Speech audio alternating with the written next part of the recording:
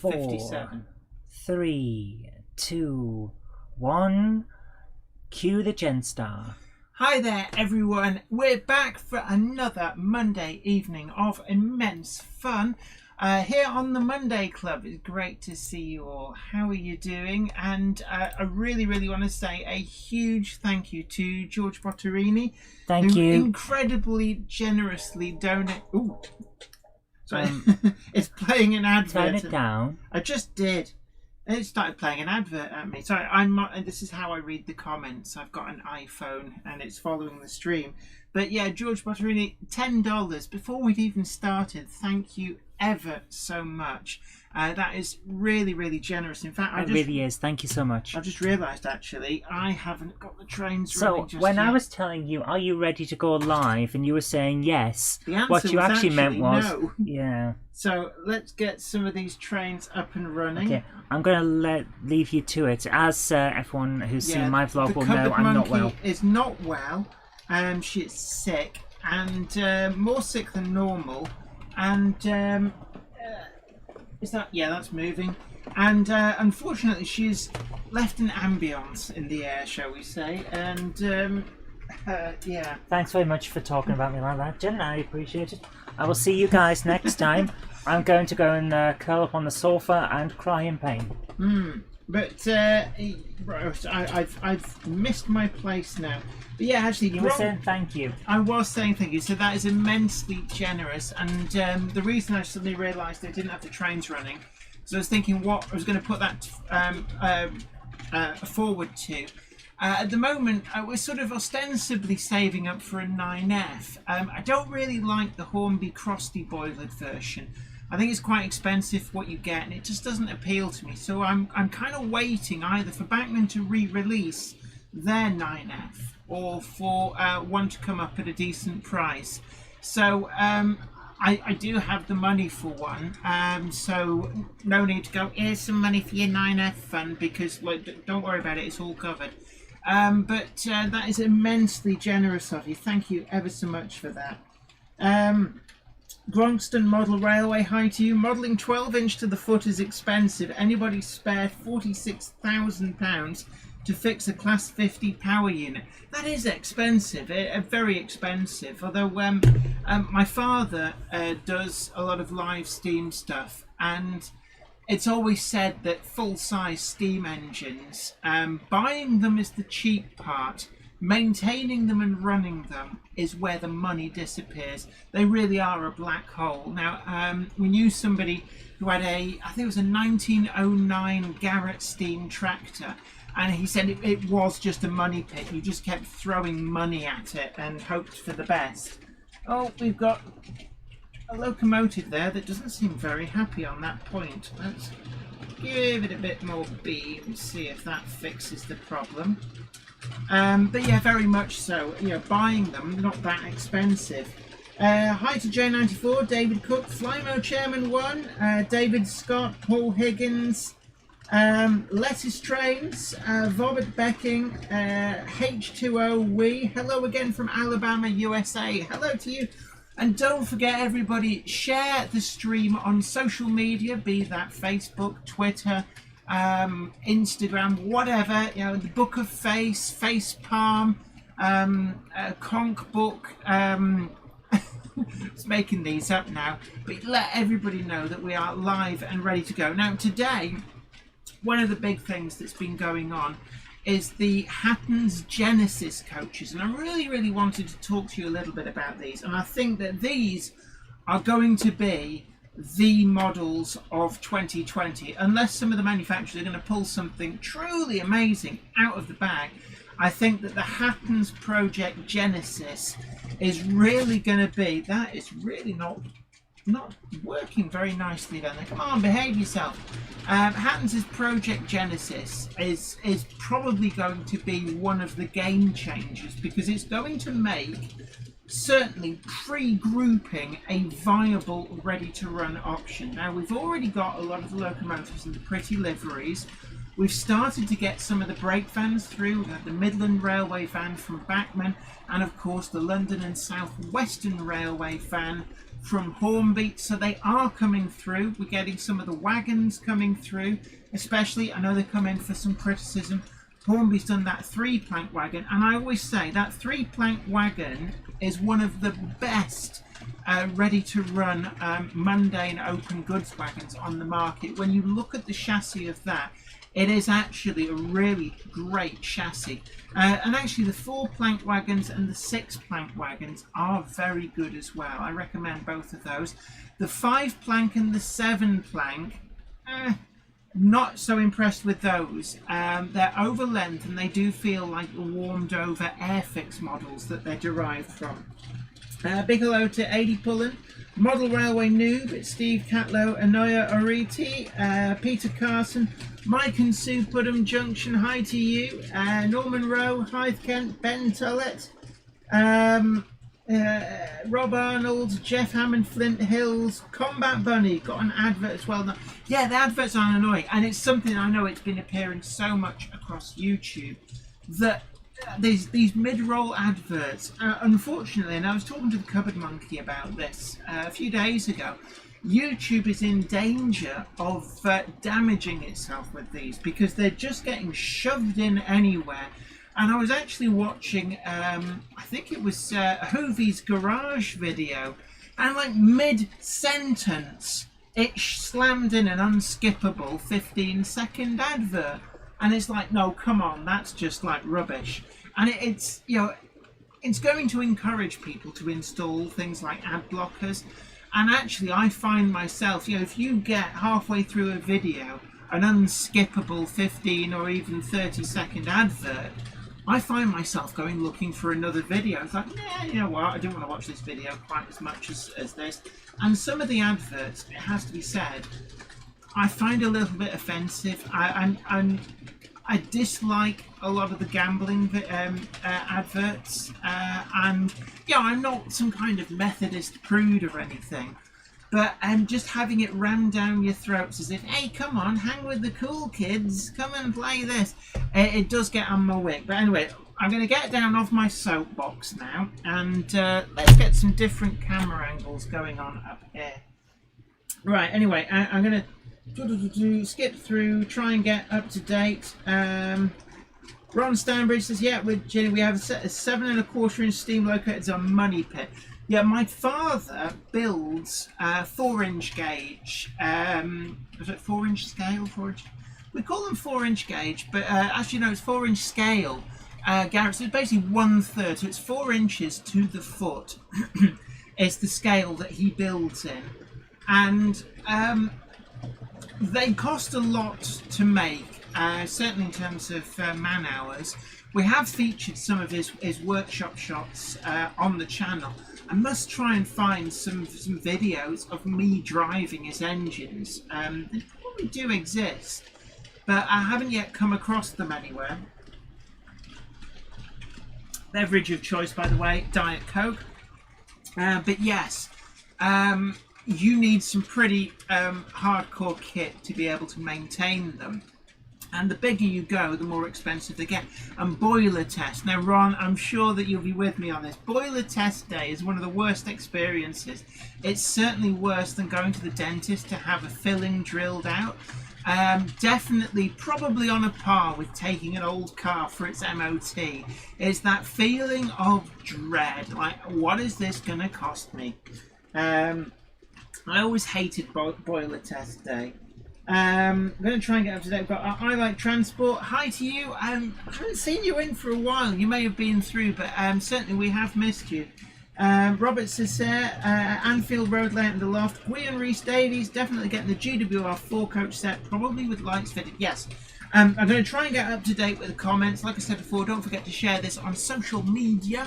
Let everybody know that we're on and dangerous. Tickle that like button and subscribe if you haven't already done so. It is getting quite warm up here already, so I do forget who it was who mentioned, but the frozen bottle of ice, and you can see in there the amount of ice that is frozen. That was a solid brick of ice.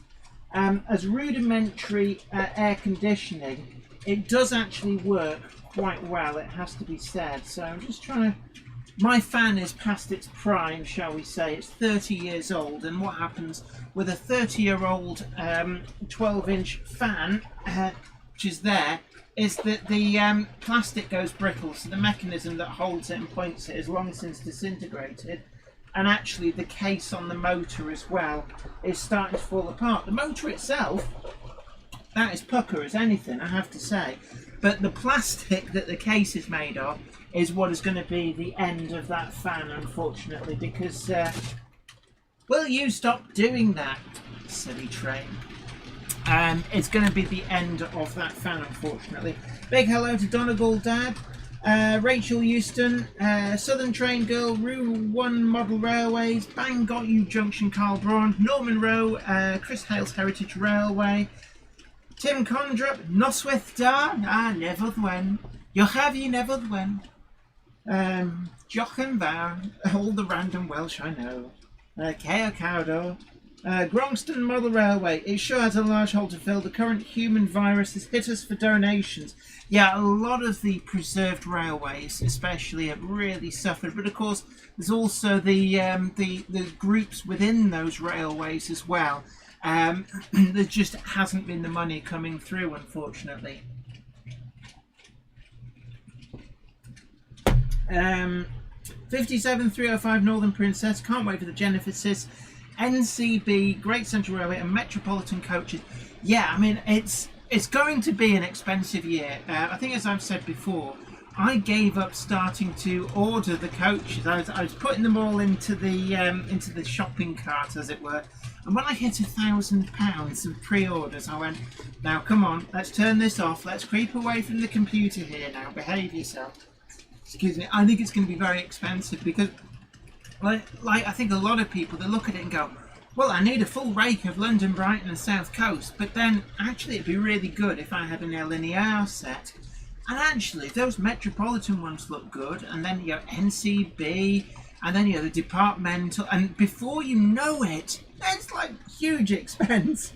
But I am really looking forward to them. And I do hope that perhaps Hatton's will give me the opportunity to do an early review on them in the same way that they did for the Class 66. Now, I know a Class 66, not really my usual fare, but I was very, very impressed with the Class 66 locomotive that they released.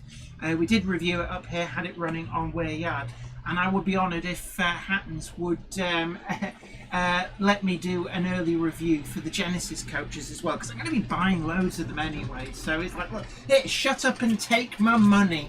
Yeah, just like, where do I sign my soul away? Just give me a rake of them Genesis coaches. Big hello to Combat Bunny, Lettuce Trains, Rule 1 Mother Roads, Garthian. I'm happy to pay for premium. I can watch all videos with no adverts. Yeah, I know.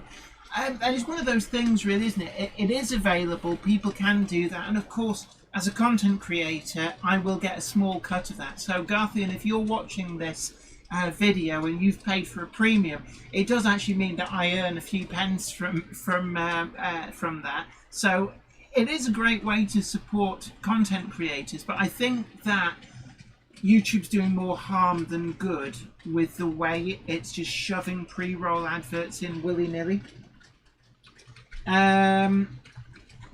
Yeah, Norman Rose says the providers need to opt out of the mid-roll ads. Now, it's interesting. I do know that there is an option to do that. The problem is that as a creator, if you opt out of the mid-roll adverts, and we tried this, you will see your earnings from YouTube fall through the floor. They've set up the system to basically penalise, it seems, those people who opt out. And unfortunately, because amongst other things, this, doing the YouTube videos is part of the business portfolio that earns a living and pays the mortgage on my house. Unfortunately, I have to opt into that, because if I don't, my earnings are like quartered. And unfortunately, that's just the way it is. And I think that's why a lot of other channels as well haven't stayed opted out at the mid-rolls, because it just absolutely crucifies your income. Liam at New Mills Model Railway, hi to you. Yeah, absolutely agree with you. Gambling videos are disgusting, especially made worse in current times with so many job losses. Definitely, and it's the way that they make it seem like, hey, it's fun and harmless. And when you've known somebody who's had a gambling addiction that's destroyed their life, it does kind of, it resonates very badly when you see those, and it's like, that's disgusting in a way. A bit like when, you know, once upon a time they used to advertise cigarettes, and they used to make those out to be like fun and carefree, and you look back now and you think, oh my word. But hey, anyway, enough of that. Lettuce Train says, Class 20 looking nice there. Yes, very much, thank you. We've got a weathered Class 20. I'm going to change the camera angle and hopefully you'll just catch it. It'll go across the top. So, which way? So, just across there somewhere, you'll see the Class 20 hove into view. There it is. That's a Bachmann model, and it's actually the older 8-pin chassis. But they are quite easy to DCC fit. Sound fitting, you have to be a little bit more creative, but you can do it. I think it's factory weathered. It might not be actually. I bought it second hand from Arcadia Models. So big up to Tim and the Arcadia posse. And he has a second hand table and some great bargains on there. And the stuff does not hang around long. And it's testament to how competitively priced. It's priced to sell. So the fact is that I've been in the shop and somebody's traded something in, and then behave yourself, you silly train. And then it's like literally he hasn't even had a chance to put a price sticker on it. Somebody else in the shop will be like, ooh. And sometimes that person is me. So it is priced to sell, very keenly priced.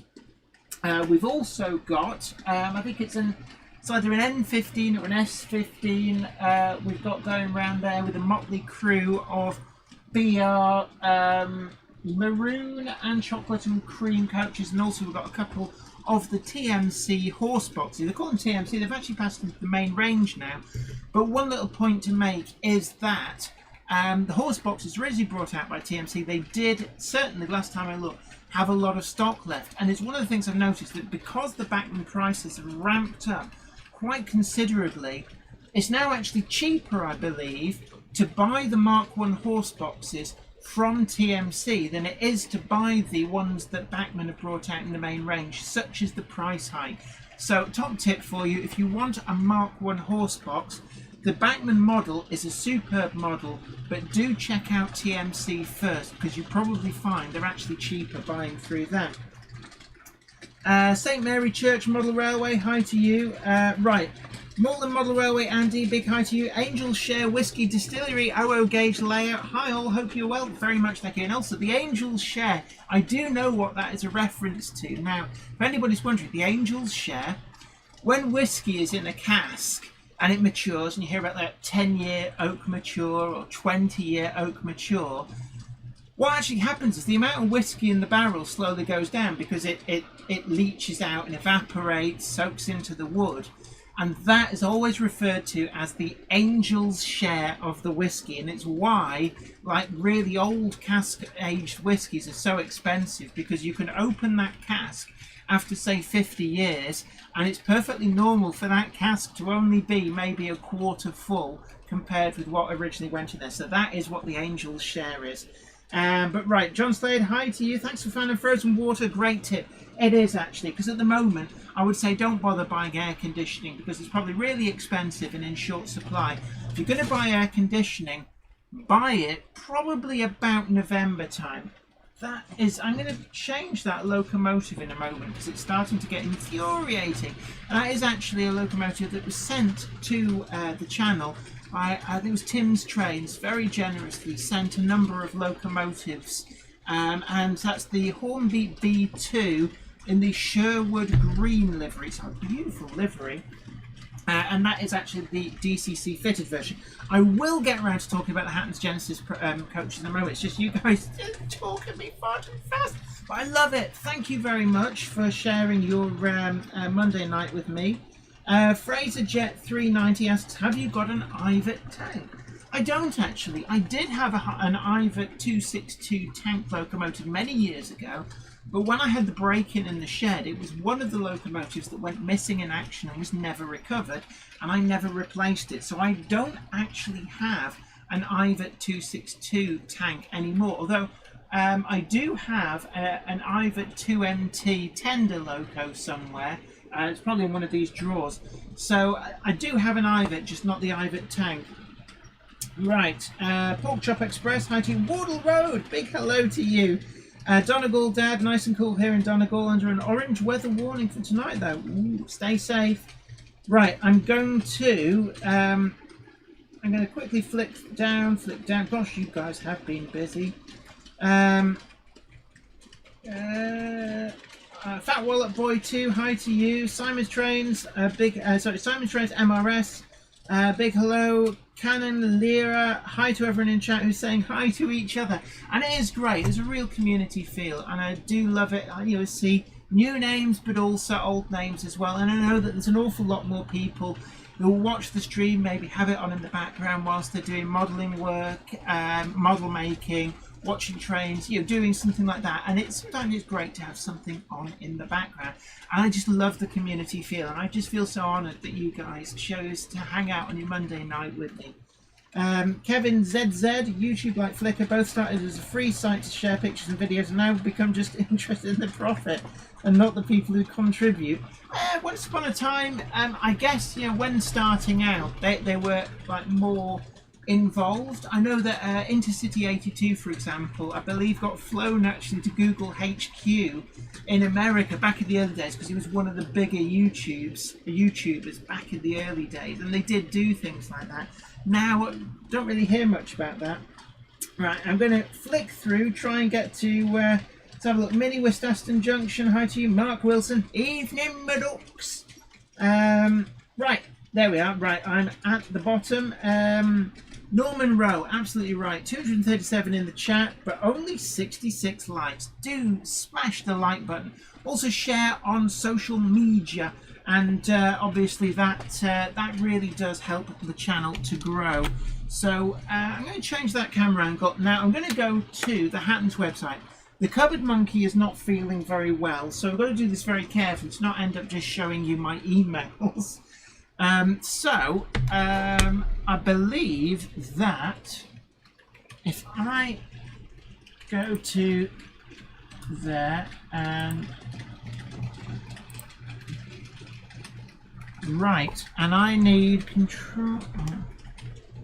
Right, just give me I've got to work this out. Normally the Cupboard Monkey does this. Right, yes, we are there.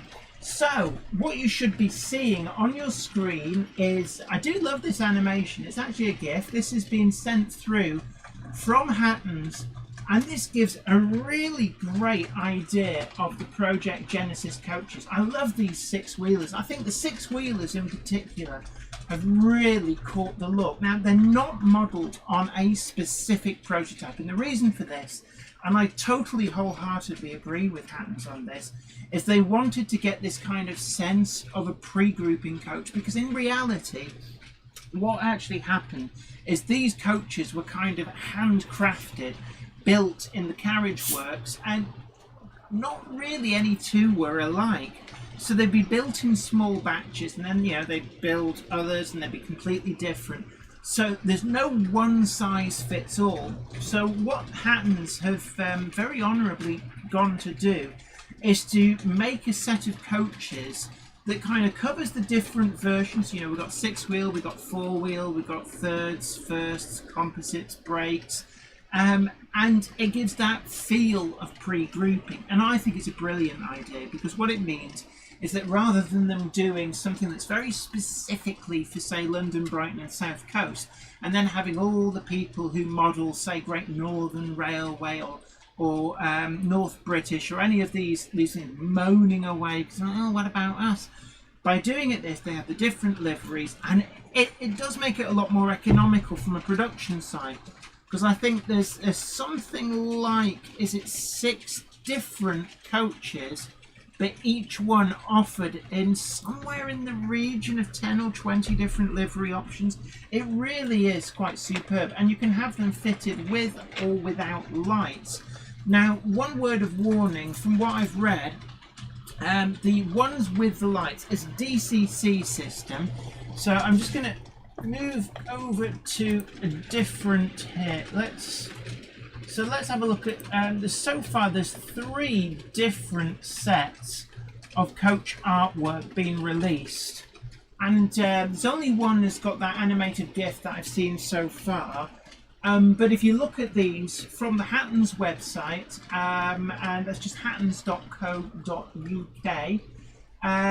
they really are exquisite. And what I love about these is they've captured a lot of the aspects of pre-grouping coaches so well. So seeing there on screen that end of the break end there with the windows in, it just looks like some of the preserved coaches that you see places like the Bluebell Railway or the Churnock Valley Railway, I believe, have got some restored as well. They really are capturing the look. So there's some of the 4-wheel ones. The 4-wheel composite, 4-wheel first, 4-wheel third, and then we've got the 6-wheel brake, 6-wheel first, 6-wheel full brake, 6-wheel third. So actually there's a lot going on, and as you can see here as well, they do also do a 4-coach pack that you're seeing there. So you've got your 2 6-wheelers, 2 4-wheelers. And that comes in a little bit of a cost saving. You can mix and match, so you can get the 4-pack, and then you can buy some of the separate ones, I believe, as well. Now the working lights, if you look at that, it's like, well, that's only a 25 quid uplift on 4 coaches. Just bear in mind that you do need to fit a DCC decoder, I believe, in the coaches to actually enact that DCC lighting function. And I think it's a Next 18 decoder that each takes, so do bear in mind that even from, I think it's Train-O-Matic, and I'm just going to grab, let's have a look. Now that's a 6-pin, so there's from my stash. So that's one of the Next 18 decoders there. That's one of the Train-O-Matic ones, and we're looking at, I'm just seeing, where's the price? It doesn't tell me on that. I think it's about 22 euros, which will be approximately about maybe £19. So as you can see, DCC lighting in these it'd be a bit expensive. I don't know whether they work with a blanking plate in and they'll just come on with the power from the track. That I don't know. Let me just lean across. And so we did the Great Northern Railway, SECRT. These look an awful lot like are they the ones we've just shown? I think they're the ones we just showed. So, Great Northern Railway. For some reason, when you click on these, it disappears. They're all going to the Southeastern Chatham Railway livery. So that appears to be a glitch in the Hatton's website. Let's see what the London, Brighton and South... this is definitely a different one. So again, that's going to show, I think, that... is that going to play? No, it doesn't seem to want to. But again, these look really nice, and you can see... I don't know, can we bring up... is there like a bigger version? I think that's as big as they get. So really looking forward to these, has to be said, and I'm going to be spending a lot of money. There are a lot of different excuse me, a lot of different liveries. From memory, I'm going to change that locomotive in a moment because it's just stopped dead there, so let's just turn it off for now. So we've got London, Brighton and South Coast, Great Northern Railway, we've got Midland Railway, Great Western Railway, and of course this is Great Western Railway suitable for, say, for example, If you've got City of Truro, you know, the GWR is at the 34XX class. So anything that's pre-1923, this is perfect for that period, and this is why it's a real boon for pre-grouping modelers. And finally, easily model this scene without having to resort to mostly scratch building or some very finicky kits. And I think that that's great for the hobby to broaden what people can do, because it's a really great period to model.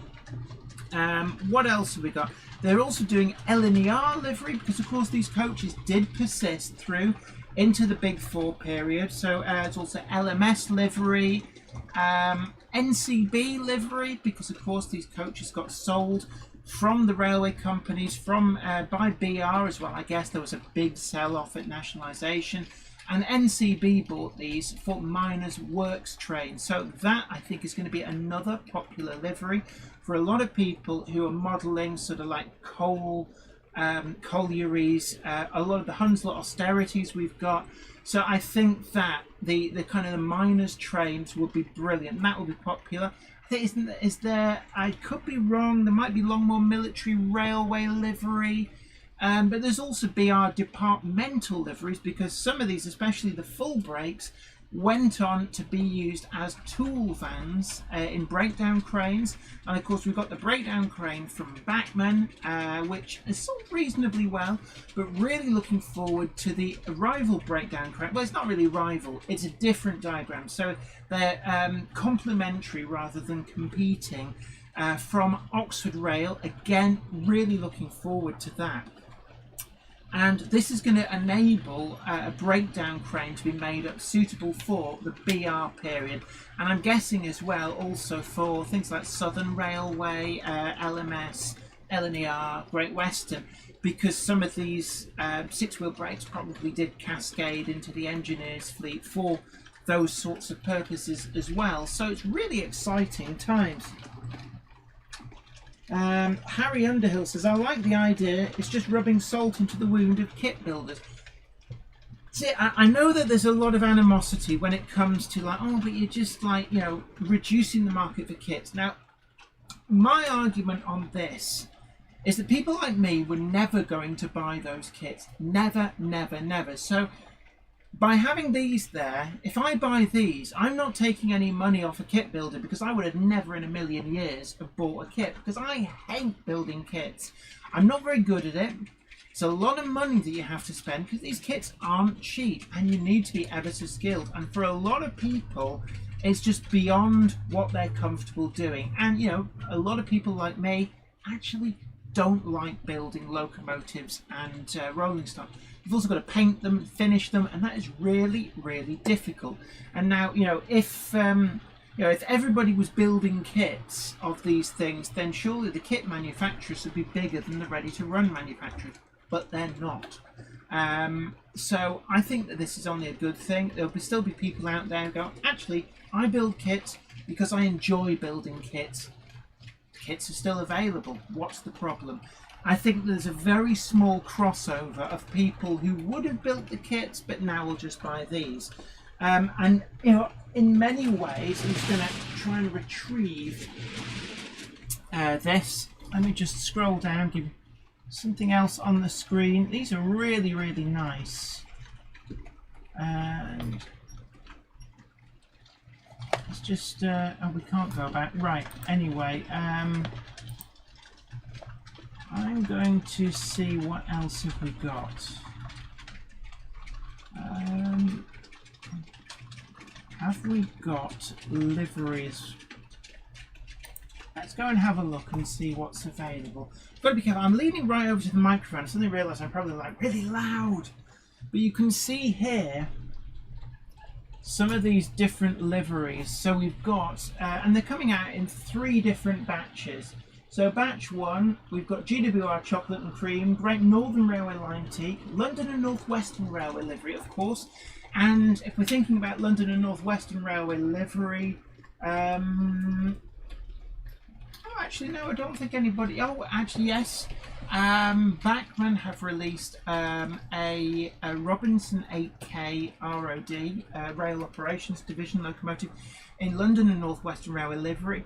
arguably they wouldn't really have ever pulled these. Also, the Webb coal tank has been released in the London and North Western Railway livery, so there are locomotives out there.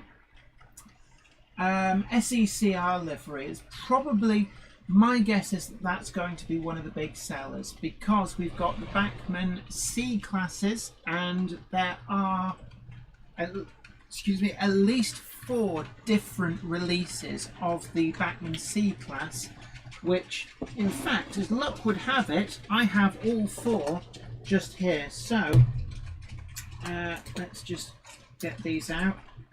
So this is number 583, and this is the really ornate SECR livery. These are going to look amazing with these locomotives. But then also, not to be forgotten, and this is an area where we've also got P class from Hatton's as well. The Austerity Grey, and there we have the C class in Austerity Grey. The P class in Austerity Grey. I do have one up there, but I believe it is sold out. It seems to be the sleeper hit livery. Even though it's quite austere, it's quite late on in SECR, so it's sort of SECR going over into Southern Railway. But in between those 2 liveries, we have the slightly dumbed down SECR green. You can see slightly more austere. The dome is painted green, a little bit less lining. This has also been released as number 271. And then the final release that I am aware of the C class again is number 592, again in that really ornate livery. So we do have plenty of locomotives. We've got the Wainwright H class. There are 2 versions of that available in the really ornate SECR livery. There's the one that was in the main range and the one for the Collectors Club. I believe that the Hornby Collectors Club one has come back into stock, which means you can still get that. And then Hatton's, whilst the P class in the Austerity Grey has sold out, I believe that there are 2, possibly 3 in the ornate SECR livery. So loads of those. So my guess is SECR is going to be very popular. London Brighton South Coast Railway, LMS Crimson, LNER Pre-War Brown, SR Olive Green, Departmental. I'm really excited by those. And then Great Central Railway, Great Eastern Railway, Lancashire and Yorkshire. Now don't forget, we've got the Aspinall radial tanks, the 242s. They will look very, very nice with these. Midland Railway, Crimson Lake, they'll go well with the Midland Railway Johnson 1P tank that's forthcoming from Bachmann. And also we've got the Midland Compound number 1000. That'll be a good shoe-in for that. London and South Western Railway, Brown and Umber. Now there's a lot of locos. The Terriers come out in that livery, and there's also a Terrier in SECR livery as well. But also the M7, there's a T9 upcoming, so there's a lot of interesting stuff here. So I'm just going to go and set departmental. These are the tool vans and the staff riding vans. They're all 6-wheelers. I'm really, really interested in these. I believe that, people think, oh, these are being gone by the Second World War. At least one of these tool vans survived through until the very early 1980s, albeit in quite a derelict condition, but that's how late these tool vans lasted on Britain's railways. And you think, that's like into the BR Blue tops period. Now, in terms of livery, BR Olive Green, I suspect, can we actually get up a picture of that? Will that actually show us? So that is, yeah, BR Olive Green. Does that even have a tops code? I can't actually read that. No, yeah. I think it might have something QRV. So there you have it. That one you're seeing on your screen, ladies and gentlemen, that is so getting bought for Weir Yard. But I'm really excited by these. So, I've gone well behind with comments again. So, oh dear. Yeah, so somebody said there looks... Paul Higgins says, looks similar to a stove wagon in size. Yeah, the Stove R, code BZ, Daypole did do a model of that in conjunction with, I think it might have been Hornby magazine. They were available for some time through the Ian Allen bookshop chains, but I've not seen them about for a very, very long time. Yeah, Melchester Model Railway Project Genesis looks great. Joseph the Midland FRF, the lighting works on DC and DCC. I think it's just controllable with DCC. Right, that does make a huge difference, because I think there's a lot of people would look at that and go, you know, a Next 18 decoder in every single coach is going to get very expensive very quickly. But if they just come on, then I think for a lot of people they go, yeah, you know, we'll just leave it with the decoder blanking plug. Right, I'm going to change this loco because it's been misbehaving. Anybody wondering what locomotive that is? That's Sherwood. Big thank you to Tim's Trains for that, for sending it in. Now I'm going to go back to Ackerman. So that should give us... Right, yes, we're back on. Oh, hello, Cupboard Monkey. Hi. What brings you up here? What have I messed up? Nothing. I was just checking on Yes, I'm just the state enjoying... of the thingamajig. God, look how quick this is melting. That's mostly water now. But yeah, Project Genesis, I'm really excited by this. And if anybody from Hatton's is passing through, then please let me review these early.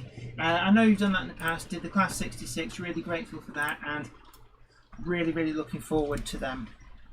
And Paul Higgins, yeah, it looks like they'd be perfect for small radius curves. That's another thing. These would be great for like minimum rate. What are you doing? Nothing. Minimum radius. I came up to fix the issue with the webcam and browser. The size of the thing was wrong. So if I can just bring that back up for a moment and jump over to this. Yeah. It should now be the right size. Pass it. It's like it's. I've been the website. You're many minutes behind, aren't you? That's the problem. I am. Right. Right. I'll go back to this on the overlay now. Tim Condrup asks, have you been to Portsmouth Docks where you can see HMS Victory, the Mary Rose, and HMS Warrior? Whoa. Yeah, I'll get to that in just one moment. I'm just desperately trying to keep up. It's so hard. But a big thank you. I'm going to skip now down through all the comments to Alistair McCallum. Thank you very much. Donated £5 through the super chat. That is incredibly generous of you. Hi Jenny, good news. The Glasgow subway have started testing their new trains. I have some footage of them on the test track on my YouTube channel. Oh, brilliant. That is really interesting news, definitely. And certainly, as I've said before, I'm not one of these people who pulls the ladder up after them. If anybody wants to plug their own YouTube channel, then, you know, don't go wild, just the ones in the comments. But I'm quite happy for people to let other people know that they're there. Leslie Gilpin says 7 companies serving Carlisle, but London and North Western Railway Cali trains could include Lancashire and Yorkshire Railway and GWR carriages. Yeah, because of course some through working carriages would work far beyond the actual home railway. They didn't just get to Carlisle and turf everybody off. They get on that train over there. For some reason it's still given that problem, so I'm just going to jump to this and turn the border off on the browser. We'll sort that out later. It has a line around where the camera used to be on one of the other things. Yeah. Ben Davis says... Did you say thank you for that? I did, yes. But again, really big thank you to Alistair McCallum. It's really generous of you there on the super chat. Okay, I'm going to head back off now. Okay, goodbye, Cupboard Monkey. Bye, everyone. Jay says, the Sherwood Packet. I'm looking to get one of those for myself. They are a great model. The B2 Packets, in fact the W4 Packets as well, but the B2 Packets are a great locomotive. Now, I'm gonna pick out what locomotive. A Gronk. Yeah, I knew you'd say Gronk. The Gronk that's got my name on it. Gronk with Zooey. Somerset Andy asks, Jenny, have you used the 22-pin flux decoders? I have actually. No, not a flux capacitor, flux decoder. Yes, I have. Trainomatic actually, back at the beginning, sent me one to review. And I have, and still have, no things that take a flux 22 decoder. I know that the new, there's a DMU that takes it. I can't for the life of me think which one. But I actually discovered that if you get an 8-pin to 6-pin adapter and force plug it to the appropriate pins, 6 in a row. On a Plux 22 decoder, you can actually plug it into an 8-pin locomotive very, very easily. So 50054 that you've just seen going down underneath the comments with that long rake of blue-grey coaches actually has a Plux 22 decoder in it, using an 8-pin to 6-pin adapter, force plug to the appropriate 6 pins, and yes, it works absolutely fine. So that's the closest I've got. Right, the cupboard monkey wants the Class 8 that has her name on it. So I'm just going to go and try and find that. There she is, 8762. Let's see if she'll work reliably. 8762. So let's just Loco 8762. Not been used in a while, so might need a bit of a prod. Might need a bit more than a prod. 8762, yes.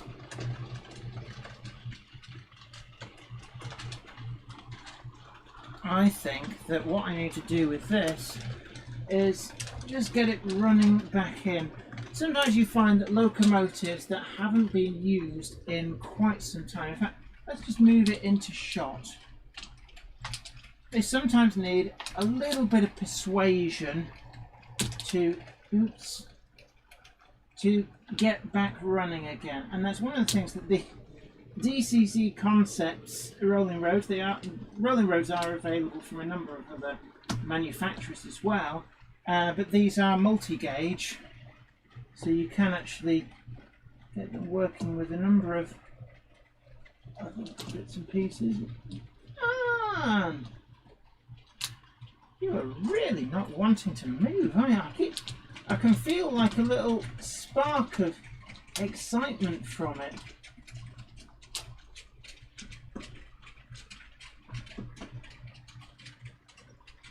Yeah, I think that for some reason, so you won't work on the rolling road, but you're quite happy to roll off on that track. So let's try to get that.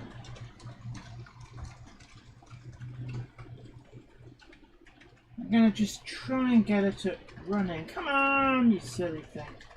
Probably just dirt on the pickups. And what you sometimes find with the, especially with the earlier Bachmann 08s, the pickups on these, they have 6 wipers that play on the face of the wheels. The wheels then pick up dirt, and it gets jammed like a wedge of almost like fluff underneath them, and it is a real nuisance because to get access to those wiper pickups, come on, you know what, it's not worth messing about right now. So I'm gonna, unfortunately, Zoe, your locomotive is misbehaving, so let's go for Basra 878. So let's get rid of that one. 878. It's getting quite warm up here, it has to be said. 878.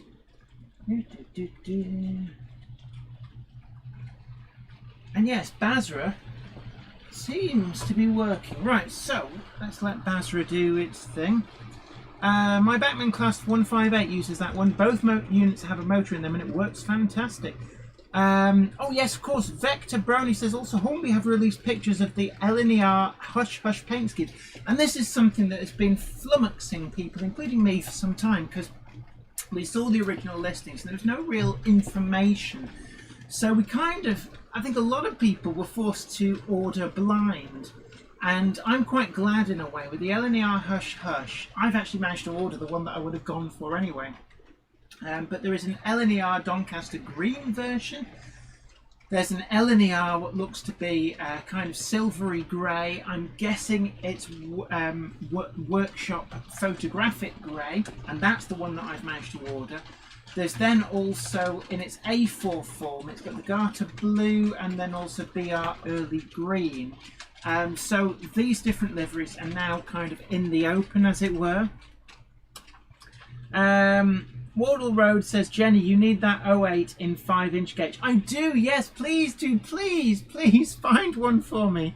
Clive Cobalt says, hi Jenny, did you see the photos of the Helgen Class 86 electric locomotive last week? They look great. Yeah, I must admit, the Class 86 from Helgen is another one that I'm really looking forward to. And they've got 2 of those in BR Blue, with tops numbers, and I'm so tempted. I'm not going to get 2, I think it'd be too expensive, but certainly one of those is definitely making its way here, because I do have a soft spot for AC and DC electrics. So even though there is no overhead line equipment here, what we do have, I've got a Class 85, I've got a Class 71, there's no third rail either, but I've got Class 71, it has a paragraph, and I've got a Class 76, and I'm quite happy to add Class 86, and I'd love a Class 87. I kind of missed the boat on the Intercity Swallow livery 87 from Hornby, but really looking forward to a few more of these AC electrics. It will not encourage me to put up overhead line equipment, but what I would say is that I have no shame. I quite happily run these things with the pantographs down. Vector Brony says, Battleship Grey paint scheme was the only one used in its non-rebuilt form. The marine boiler was not very successful and was quickly abandoned. I thought that in principle it was successful, but it was high maintenance. And I'm guessing the problem was it was a marine water tube boiler. Now, in a marine environment, and we saw this later on with the Merleys and the Blackstone engines that were fitted to things like the Class 30, and also, was it the Class 10? They were eminently suitable to a marine environment, and indeed the Merleys engines that were in the Class 30, when they were replaced, what actually happened to the original engines is they weren't scrapped, they were sold on and ended up in things like trawlers, where they worked perfectly happily. If you have a marine type engine or a marine boiler, it tends to be designed and it works perfectly well under certain parameters, and that is constant load. So you're not like revving a different rev bands. A marine engine tends to run at a constant speed day in, day out, and it's why the same engine, marine engines, are actually pretty good for things like generators. So the Merleys engines also found their way to things like hospital standby generators, and I believe that there is actually an original Class 30 engine has been found with relatively low engine hours, where it's been in use ever since it was stripped out of the Class 30 and replaced at a hospital as a standby generator. So theoretically it is perfectly possible to recreate a Class 30. However, whether you'd want to do is another thing. And I think with the water tube boiler, the Yarrow water tube boiler in the W1 Hush Hush, a lot of the problem was the fluctuations in pressure, but probably more so was the vibration.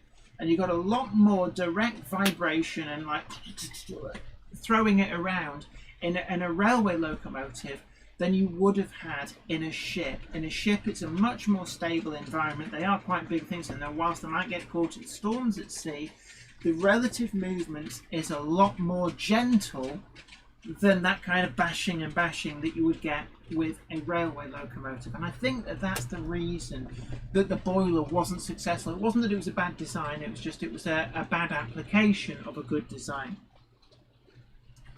Clive Cobalt says, hi Jenny, Hatton still have Hornby Class 87s in Intercity and BR Blue at £144. Yeah, unfortunately, it's £144 is a lot of money, and it's one of those things that I get told off if I spend too much money. I've already had an email, there's a delivery coming tomorrow from Hornby. So I will be getting, I know what it is, it's a Brighton Works Terrier that I bought. I've also bought Leadenhall in the London Brighton South Coast Railway ochre improved engine green, because I just fell in love with that livery, and it's like Pokemon, you've got to buy them all. and what else? I've got a Duchess of Atholl coming, and now it's interesting actually. I haven't seen my Duchess of Atholl, and you remember the saga. I missed out. I had mine pre-ordered with Rails of Sheffield, like a lot of other people had them pre-ordered, and then one thing led to another. A lot of pre-orders got cancelled because the supplies weren't there. Now Hornby did take pity on me, and I have to put out a big thank you to Simon Kohler. He said, "Look, we've got 2 downstairs in the visitor centre in the cabinet. I will let you have one of the, like buy it. Nothing's free in this life, and I wouldn't have expected it free. It wasn't going to be free from Rails of Sheffield. So I paid full RRP for it. But then Hornby magazine, I got a message from them saying, You've got a Duchess of Atholl. You've mentioned that you're getting a Duchess of Atholl. Can we borrow it? Because they're like rocking horse poo. We can't get hold of one." And so I believe that I know that the Atholl has been photographed by Hornby magazine. I think the issue is out from, if it's not this Thursday, then it's next Thursday. But I haven't seen it in the flesh. I paid 250 quid for this thing, and I still haven't seen it yet. But I've been told that the certificate of it, and this is really peculiar, it's certificate 0. Yeah, I know. I thought they would start at 1. I'd be chuffed to bits if I had certificate 1, but I don't. I have certificate 0. And I'm not quite sure what that means. Are they numbered from 0 to 499? Or is there actually 501? But there we go. David Scott says, Merleys diesels were used as standby engines for power generation for the pumps on the Severn Tunnel after the beam engines were turned off. Interesting. Yeah, I can imagine that they would need to guarantee 24-hour power because with the Great Spring, if you weren't pumping that out, literally the tunnel will flood in minutes. Leslie Gilpin, very interesting. And the Class 47 Sulzer engines weren't successful when rated at 2,700 horsepower and needed rebuilding and derating before they became successful. Yeah, there was a few tweaks. There was a lot of locomotive classes that weren't successful until a few tweaks made them. Hythe Kent asks, anyone have working ground signals along their track? Yes, I do. I can't show you any of them on camera. Because I don't think, let me just check, this will be the angle. No, somewhere underneath me, so sort of down, roughly where my finger is down here, is where the ground signals are, and they are working.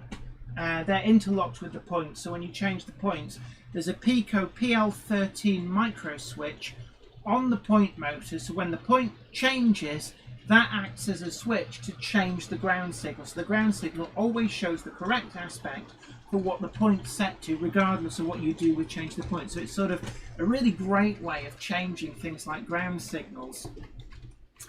But they are, I can't remember the make of them. They look lovely, but I can't remember the make of them.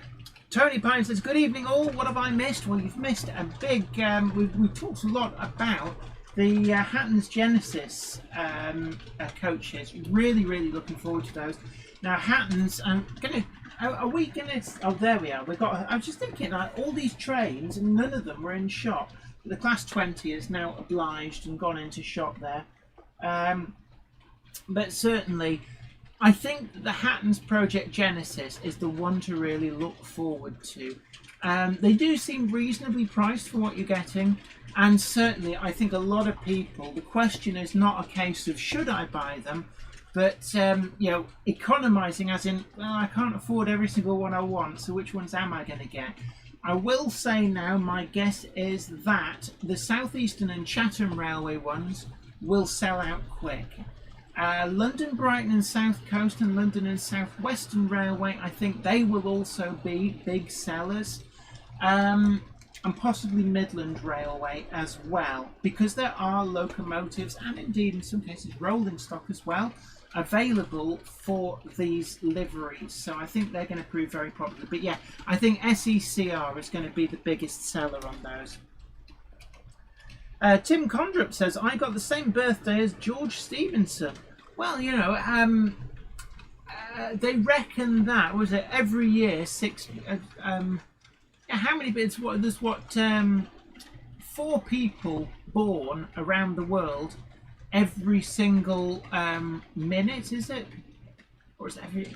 Yeah, there's a lot of people out there with the same birthday as you. When you think 365 days in the year, if we're generous and say 366 for a leap year, and there's what, how many billion people on the planet? There's a good deal of them going to have the same birthday as you. And then if you extrapolate back into history, there's probably millions of people have had the same birthday. But it's unusual to find somebody and know somebody with exactly the same birthday as yourself.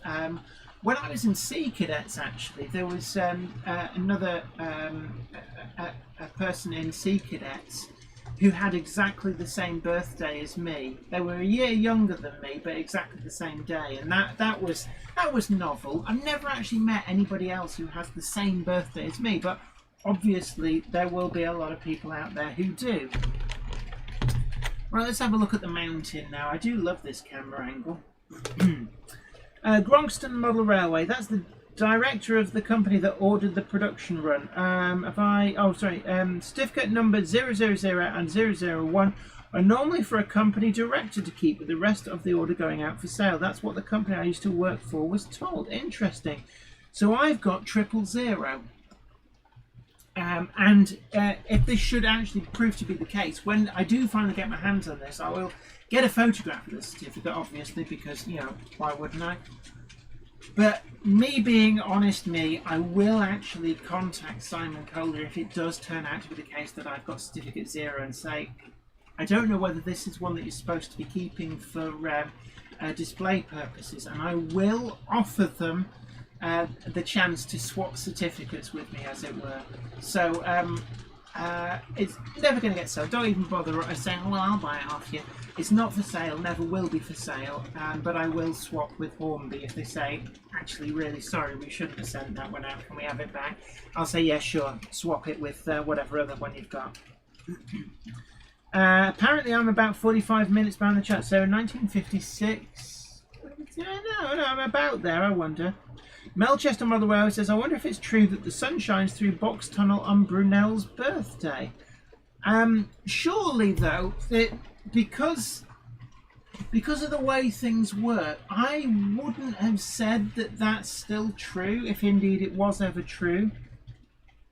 Foxhill Railway, bonsoir, evening all. Paul Hinder says, frame the certificate, Jenny. Funnily enough, yes, I was going to ask Les of Frame Around.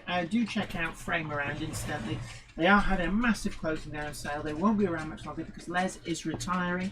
I've been buying up loads of artwork, and I'm just trying to think. Actually, I'm going to plug in the roving cam, and I will show you some of the great artwork I've got at sale prices from Les at Frame Around, just to give you an idea of the kind of high quality stuff. It's none of your mass-produced junk. It's definitely high quality stuff. And if you tell Les that Jenny sent you, he'll make sure you get a really good price.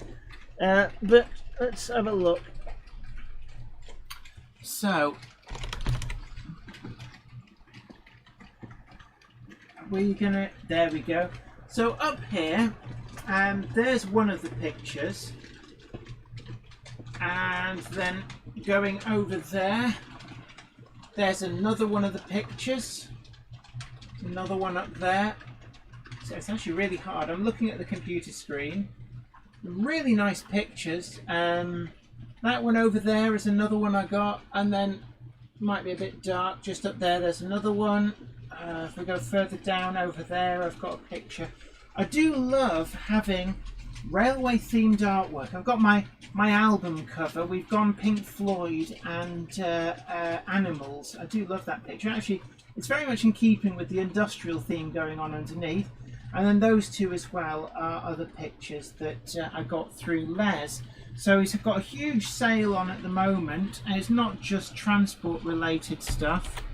So I'm sure that if you go to Frame Around and have a browse, closing down sale, there's some good deals to be had there. Alright, going to the dogs, good evening to you. James Keir, hi to you. Peter Leyland, on the Bachmann 08 in 00, the coupling pockets are at different height. Anyone any idea as to why they designed it this way, as it makes it near impossible to fit KD couplings? Interesting. I was not aware of that. Are they cranked couplings? I know that Bachmann went through a phase of... No, they're not cranked. Because that is a fairly early one, 08507 in weathered livery. That was a Collectors Club exclusive, actually, the first one I ever bought. But not aware of that problem. I've not had any problems with couplings being at the wrong height, other than Helgen locomotives. For some reason, Helgen give you cranked couplings, and actually they work far better with straight ones. So one of the first things I do out of the box with Helgen diesels is I pull out the couplings, chuck them in a box and replace them with non-cranked versions. And then they're full enough at the right height. So Helgen, please, please, please don't fit cranked couplings, fit straight couplings in your locomotives, because the cranked ones are not the right height for anything.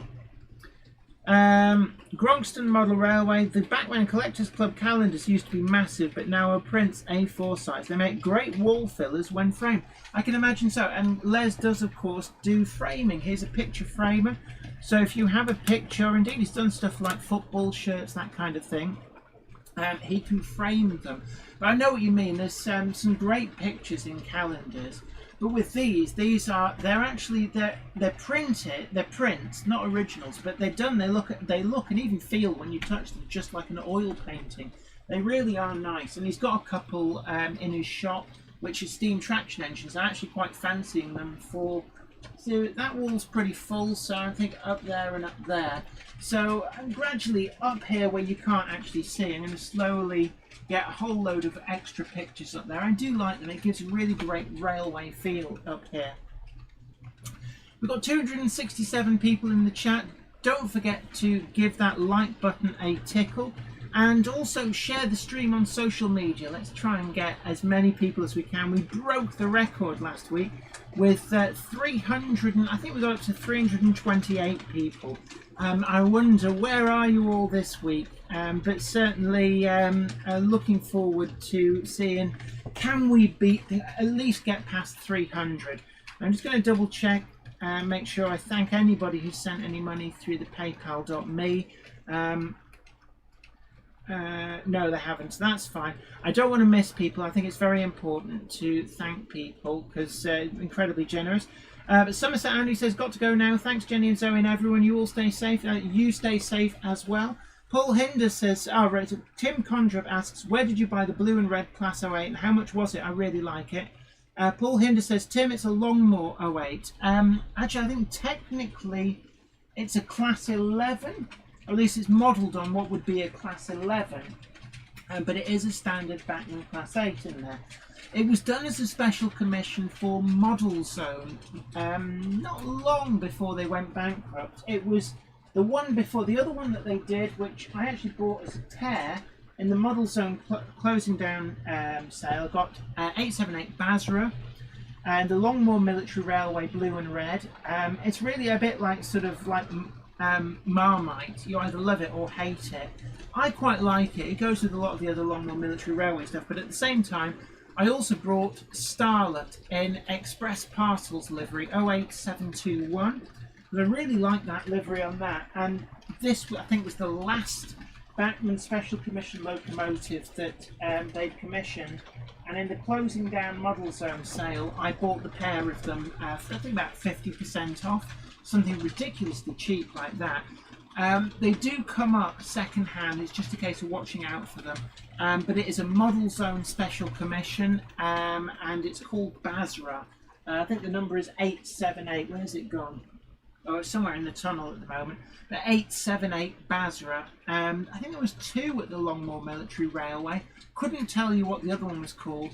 But they predate the Class 8s. They were built as part of the similar batch as the ones that were built for the LMS, which I think makes them a Class 11. But of course, Basra was never a BR locomotive, so technically it's just a War Department shunter, but it's pretty much a Class 11, I believe. Sam Bricks asks, what was the first train or piece of layout you ever bought? Now, interesting enough, when I was small, I inherited my father's Hornby 00 layout, so I kind of got a complete model railway that I was allowed to watch him play with, and then we expanded on.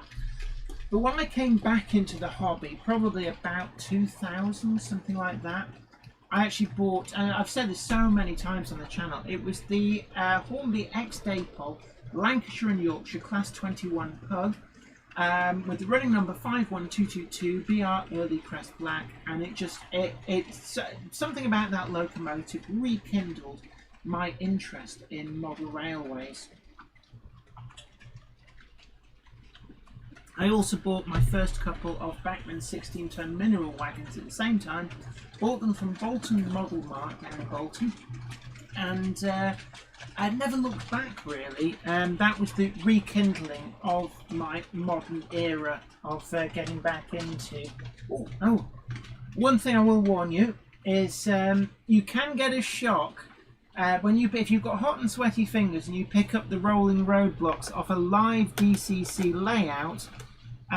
It's like touching an electric fence. Moreland Model Railway. Somerset Andy's got to go. Moreland Model Railway Andy. There's a lot of Andys in. Just say, yeah. Toby Carver, I love the look of your track. Do you play train sims? We tried some kind of train simulator. Well, Zoe did, and I did like it actually. I thought it was really good. It was really interesting to actually see how accurately they'd modelled certain routes. So I certainly, around the Leeds area, I recognised it all, very impressed. But as a rule, I don't tend to. Vector Brony says, and I can't wait for Helton to release the Linton and Barnstable Flynn. Yeah, that does look to be a great model. I've seen the livery samples of that, and it does look a great model. Aiden's Railway says the second was 876 Barry. The other class 11, I'm going to call it a class 11. Just scoot back, see if anybody else has corrected me at all. Nobody else has corrected me on the it being a class 11. It is a standard Bachmann class 8 underneath there, but I think Helgen, along with Kernow Model Centre, are doing the Class 11 and Class 12, actually a proper tooled up version. I'm not entirely sure what the difference is between a Class 8 and a Class 11, but certainly the Class 12, the biggest difference that's very, very obvious is the box wheels. Oh, excuse me. Right, Ben Tullett says, I was laughing the other day at the comments on the Bachmann YouTube channel regarding their J94 and the EFE range. It was due to their pricing. Yes, I did see that. A few people did draw my attention to that. And it's interesting to see. Bachmann have kind of realised that you need to actually interact on the social media outlets. So, and they appear to have had a YouTube channel for a very long time. There's occasional dribs and drabs of videos that have gone up there. But they've started trying to, in a way, do what Hornby's doing. And, you know, everybody's got to start somewhere. But they got a real kicking by various people saying, why is this so much more expensive than the DJ model's J94 that it effectively is?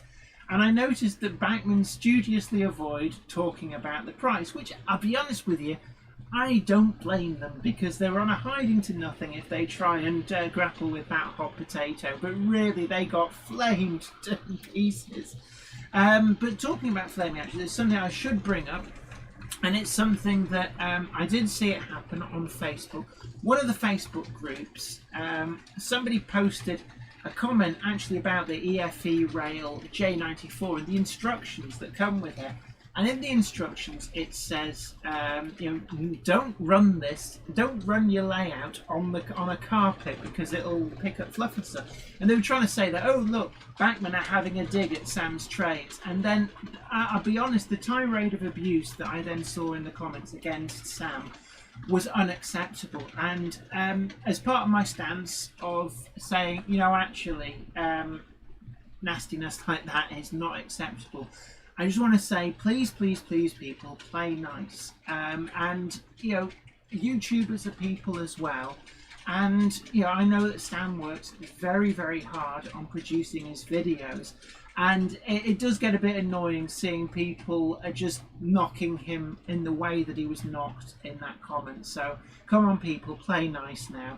The comment got deleted, so obviously the mods were on the ball eventually, but Sam does work really hard. I know he runs his layout on the carpet, but he's doing very well with the format that he's got. So just my 2 pence there. Don't, at the end of the day, don't say things about people that you would be unhappy if people said the same about you if the positions were reversed. David Scott says, I lived in Newport. Someone I worked with, his dad was a site engineer in the late 60s, and I managed a private visit right down to the trackside. In Newport, what,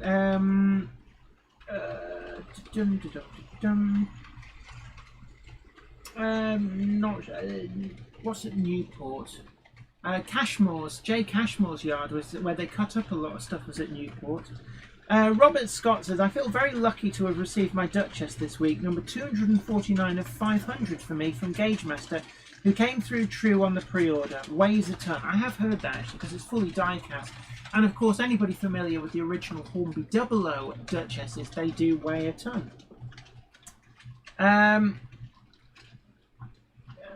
Grongston Model Railway says, the LMR Class 10... Ooh! So was it a Class 10, which is, I believe, is it light... Actually, I don't think it was a Class 10, because Class 10 was... They were the built with the Blackstone engine. Outwardly, I suspect the exhaust ports may have been different, a few little tweaks. But outwardly, I don't think the Class 10 was that dissimilar to a Class 8. But I'm pretty sure that the Longmoor Military Railway War Department shunters were actually Class 11s. Stuart Muir says, hi Jenny, I have 2 Class 20s in the Hunslet Barclay Weed Killer train by Graham Farish. So there's some nice liveries for the Class 20s, it has to be said. Flymo Chairman 1 says, I dare say the DCC controller wouldn't like that either. Lifting the rolling road off the live track needs saying as there's insulation everywhere. I don't think that it would stress out the DCC controller. The amount of current that actually will pass through me is very limited. It's just like, oh, like shocking. But I'm probably more resistance than I am conductor, but even so, it does make your nerve endings jangle a bit. Let's have a look. Tony Simmons says, when I was a nipper, I used to go to 7 Tunnel Junction and watch the steam engines. That, once upon a time, was a pretty great place to have a look at stuff. Austin Allegro. Oh God, my grandmother had an Austin Allegro, as we used to call it, the Austin Agro. Any news from Hornby on the upcoming APT models? I haven't seen anything, but the back of my brain is saying you may have seen something in passing as you flipped through their Facebook page, but I couldn't tell for certain. So I'm going to say no, because I don't know anything, even if they have announced something. Going to the dogs, I see Helgen cargo wagons are available now. Apparently the unweathered version has sold through the larger retailers already. Definitely. I think they do sell very well, and if you do model that period, they are good models. Tim Condrup, have you watched the Great St. Trinian's train robbery? Yeah, filmed at the Longmoor Military Railway with one of their Hunslet austerities made up to look like a different BR locomotive. Also on that, I think, Basra features in that, and one of the Wickham trolleys.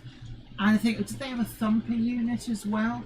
But certainly, it fascinated me. I love the St. Trinian films. I always do. The only one I've never seen is the Hellcats of St. Trinian's. For some reason, it's as good as impossible to find. It's the one that was done in the early 1980s, and Susanna Hamilton is in it as one of the tearaway schoolgirls. Now, Susanna Hamilton, you may remember, as playing Julia in the film adaptation of 1984, and she also played Susan Walker. One of her first starring on-screen roles was as Susan Walker in the Swallows and Amazons films, filmed in the mid-1970s. one of my favourite films from childhood, it must be said. I love the Swallows and Amazons books. So there you are, a bit of trivia for you. Yeah, because that was with Frankie Howard, him with the many faces. They did up Pompeii as well. Grogston Model Railway, the LMR Class 11, I think, is in the second. There we are. What I said during the Locomotives, the school robbers and police. Yeah, because I believe it chases the Wickham trolley with the teachers out of the tunnel. So yes, it is in there. Jay, what are these people saying? I've recently come off Facebook, and I'd be lying if I said I miss it. They were basically having a go at Sam's Trains for running, started out running models on the carpet, claiming that Bachman was having a dig at him. And to be honest, no, they wouldn't have been. But then it descended into people, you know, the green-eyed monster came out to play, and there was some very derogatory comments towards Sam's Trains, and I think that they were totally unjustified. Unfortunately, it's one of the things, the more successful you get, the more you attract criticism. One of those things. Kevin ZZ says every layout gets dusty, not just on the carpet. I think the problem with being on the carpet is that carpet fibres, imagine it as basically like your static grass fibres. Your carpet sheds them, little nylon fibres, woolen fibres, and they tend to get wrapped around things. Imagine, you know, if you hoover your house, if somebody in your house had long hair, you will end up with that wrapped around the roller of the hoover, and you have to physically pull it out because eventually it seizes everything up and damages, strains the motor. And it's that kind of a thing. So it's never normally a good idea to run your models on the carpet. Although, you know, it's not like insta-death for your models, but it's just one of those things. Flymo Chairman 1 says, I think that it's a good section of Sam's videos is that where most of us would have started as kids with the Christmas birthday insert occasion here. Yeah, you know, when I was, you know, I would probably be about 6, 7 years old. I can remember laying out model trains on the carpet and running them, and that's just what kids do. So in some respects, what he's actually capturing is that childhood magic. And, you know, at the end of the day, he's really successful, so he must be doing something right. Which is why I think it's just green-eyed monster coming out to play. Melchester Model Railway. I wonder why Sam's Trains doesn't just build a layout. He has all that space. I don't know. I mean, there could be many reasons. I don't know whether it's a rented house, perhaps, or if it's, you know, if he owns the house, then yeah, maybe. But it may be that it's a rented house, and there would be all sorts of restrictions in being able to do that, for example. David Scott says, saw a lot of cutting up at Cashmore's and Butter Geeks, which was opposite. Mostly Great Western at Cashmore's and Southern at Butter Geeks. I'm probably crucifying the pronunciation of that. And Tim Davis, absolutely right. If you don't have anything nice to say, don't say anything at all. Yeah, absolutely right, I guess. That's pretty sound advice. Ben Tullett says, anyone want blanched homegrown runner beans? I think we have too many grown. Probably way too away from you. But Tony Pine as well to go. How many subscribers has Sam's Trains got? They can't all be wrong. Yeah, at the end of the day, Sam's Trains is, as far as I'm aware, he's the #1 UK-based model railway YouTuber. By some distance. I think he's got more subscribers than IC82. So yeah, like you say, there's something right, very right in that formula. And you know, if what he was doing irritated everybody, he wouldn't have that number of subscribers. So I think there's a minority of people. But it just, I saw that thread on a Facebook group, and it annoyed me in a way. The thread got deleted before I could screen grab it all, so I don't actually have a record of it, but I know a few other people brought it to my attention as well.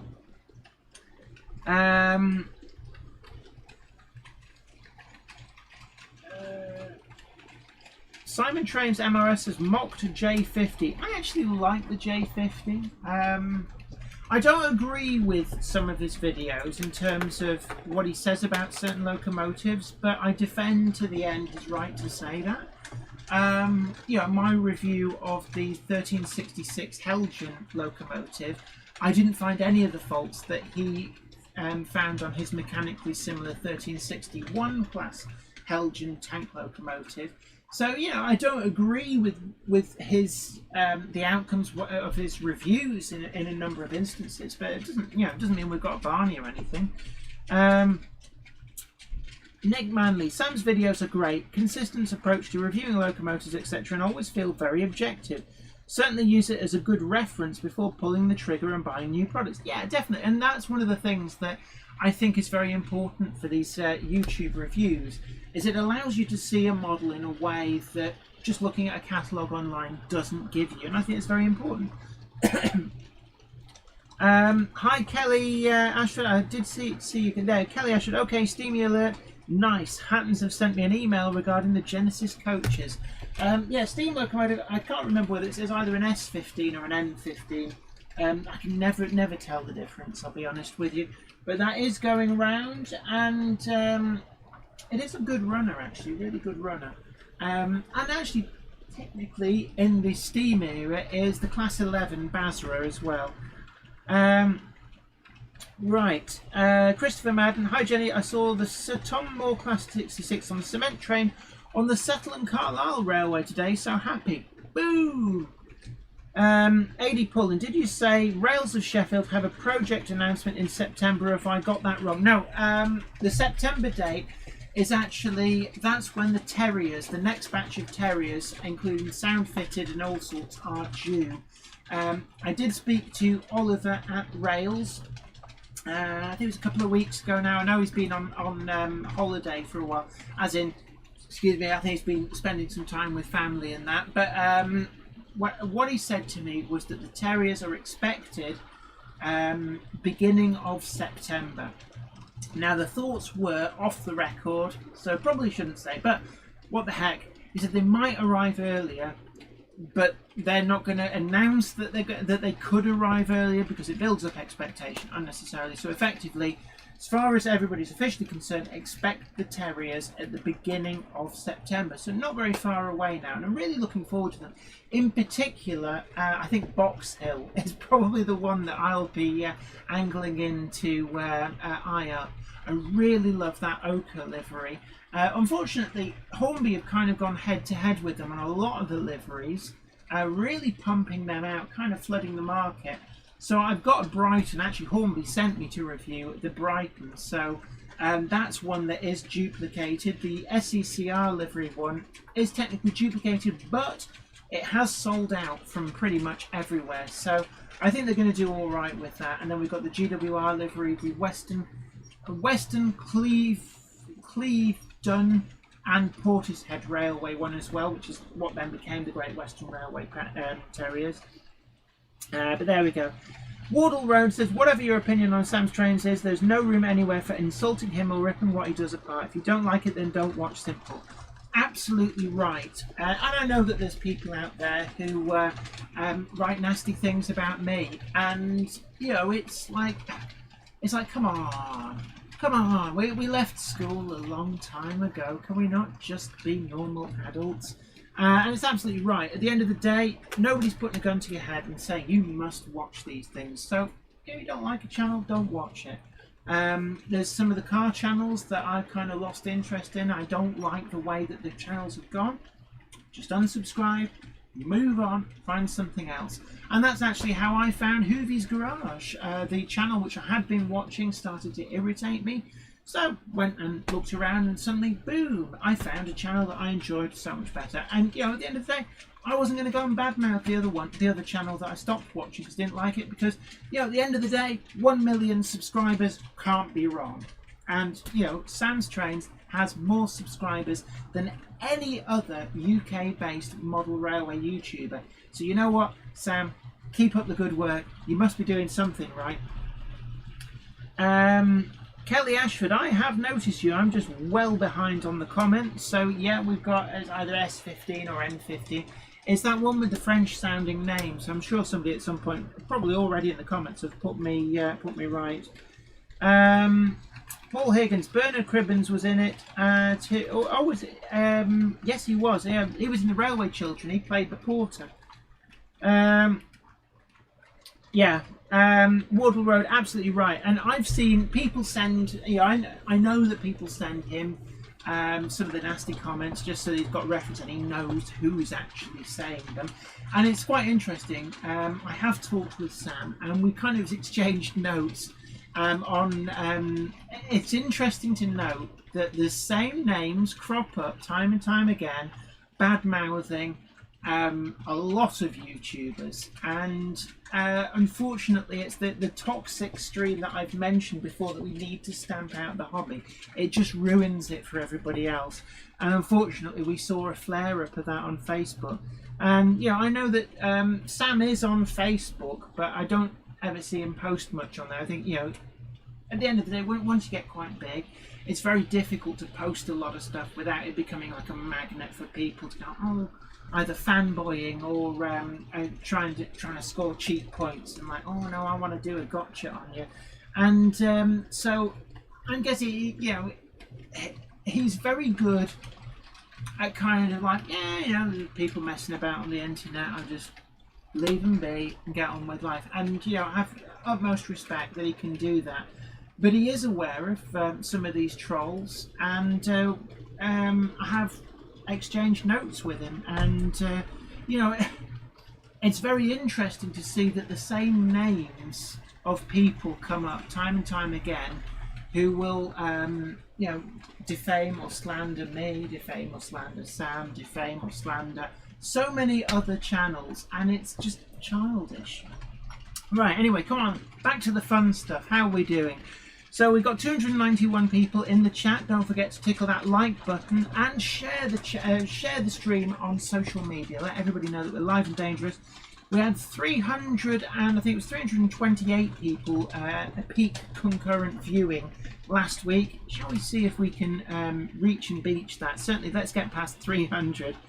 Right, a Grongston Model Railway, the robbers in the 060 kettle, the police took over the thumper. I knew it was the thumper. Girls took a pump truck, Gandhi dance, and the teachers were all over the place. Yeah, I think they were on a Wickham trolley. John Slade, yeah, I love the Railway Children as well. And if you don't cry at that scene where there's all the steam on the platform, and then suddenly the guy appears through the steam and she starts running, go, "Daddy, Daddy, my daddy." If you don't cry at that scene, there's something wrong with you.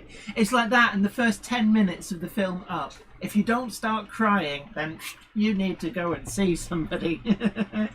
Matthew Hobbs, you're ever so kind. YouTubers like Jenny and Sam are great assets to the hobby. Thank you very much.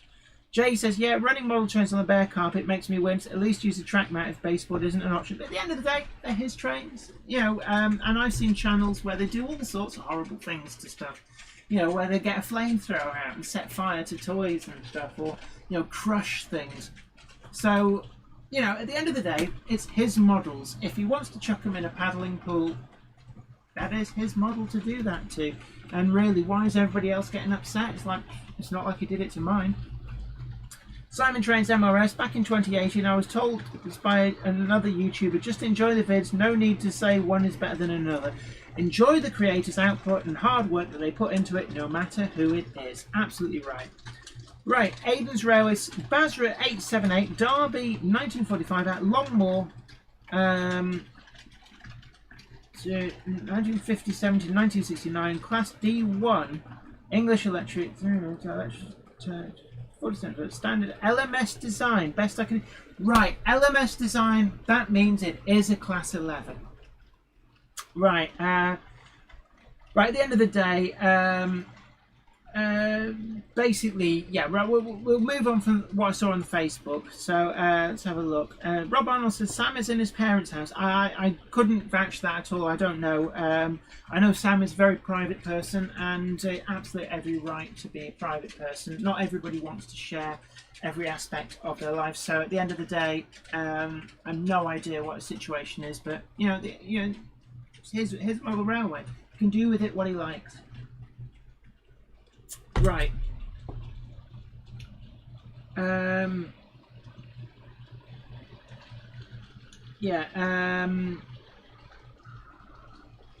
Russell Benton, whenever I talk to Sam, he seems a great guy, and I must admit, actually, he has tentatively agreed to doing a collaborative video, probably where I'll interview him, I guess, probably over via the cameras, or if it ends up being like something like an on-camera interview somewhere like Ali Pally next year, if that goes ahead, perhaps something like that. Then yeah, but he has agreed that he's quite happy to do that, so look out for that. Simon Trains MRS says, sorry, I meant the movie. Ah, right, St. Trinian's, the Loco was a mocked J50. Right, I'm with you. And Kelly Ashford, absolutely right. If someone can't say nice about Sam, they shouldn't say anything. I love him.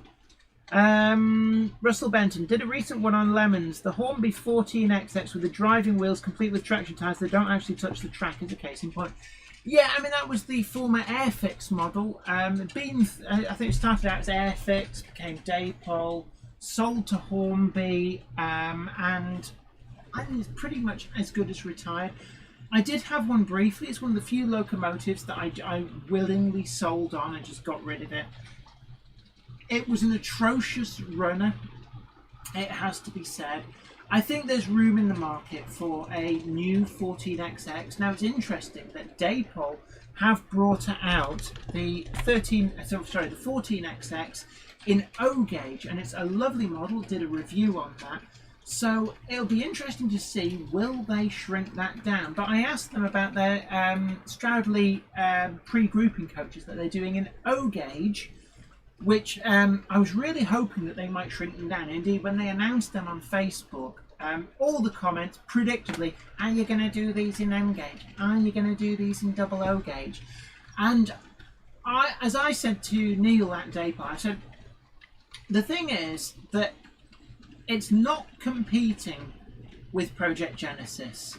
It's complementing it, because what Daypol are doing is a specific style of coach. They're Stroudley, it's four-wheelers. So actually, if they brought them out in double O, I don't believe that they would compete directly with Project Genesis. If anything, they'd complement it, because they're different designs that you can then mix in, and I think that it would be a great move. Now, the Terrier they did in O gauge, and then in conjunction with rails, they've now brought that out in double O. They also do the Terrier in N gauge. I think they did the N gauge one first. So never say never. Models have moved from O gauge to double O with Daypol. So never say never. But as it stands at the moment, there is also the DJ model stroke Hatton's model. I believe Hatton's own the tooling, so Hattons can put it out again if they want, but there's a lot of complaints about the Hatton's 14XX.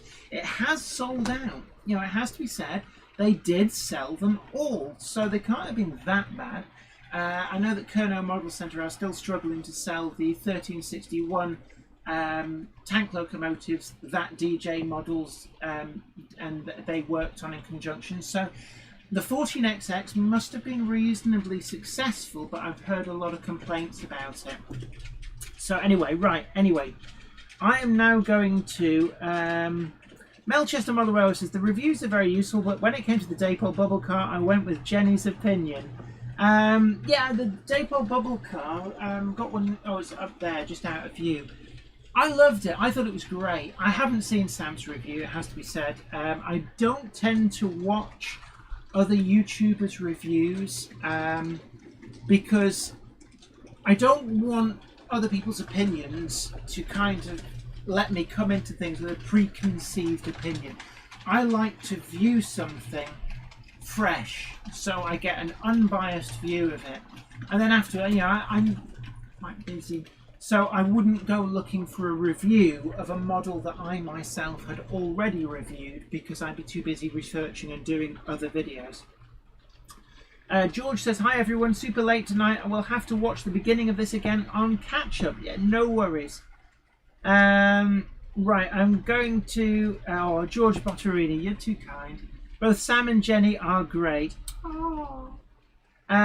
Right. I am going to... oh, James Pett says, if you're interested in car channels, Hubnut is quite nice. Yeah, I do like Hubnut. Car Pervert as well is a pretty good one. Hoovie's Garage is my favourite. Watch JR Go's not too bad, and Tavarish as well is a pretty good one, and VinWiki. There we are. There's my top tips for car-related channels. Right, I'm going to now skip through bish bash bosh. Right, I'm back down to the bottom. Gamehammer Classic Gaming says that hush hush you posted a picture of on Facebook made me want a Batman train. Is there a Batman train? Within Model Railway, hi to you. Steve Taylor, I have just DCC fitted an old Daypol 14XX and I have to say it's a lovely runner. Yeah, I mean, it's one of the things actually, people ask me as well actually, I will say, they asked me about the EFE rail J94 stroke Hunslet Austerity, and I've thought long and hard about this. I really fancy Amazon. I think that weathering does look superb, but for me, the EFE rail J94 stroke Hunslet, I'm just going to call it a J94 for ease of purpose. Effectively, they are and they aren't. J94s, right, just to back this up so that people don't throw, oh no, they're not all J94s. J94 is the designation that the LNER gave to the austerities that they bought from the War Department. So the only difference between them and the other Hunslet austerities is quite simply that the LNER bought them. So I'm going to call them all J94s for ease of use, but some people would disagree. Oh no, only the ones that the LNER bought are J94s. Right. I thought at £144, which I believe is the discounted amount for Amazon, it's a really beautiful locomotive, but is it good enough? Is it enough better than, principally, I guess, the Hornby J94 to warrant that extra money? And my gut feeling is no. I think it's too expensive. It's a lot of money to pay for what is a small tank locomotive. And when we've seen some of the other great stuff that's come through from manufacturers, it's like, come on, sell this to me, Bachmann. Tell me why it's worth that amount of money. And I think that they are hampered a little bit with the fact that it's already been released through DJ models at a much cheaper price point.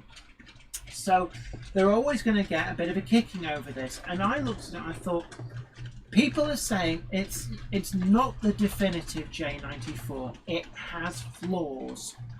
So is there going to be a warmed up Hornby version? And I could well see that.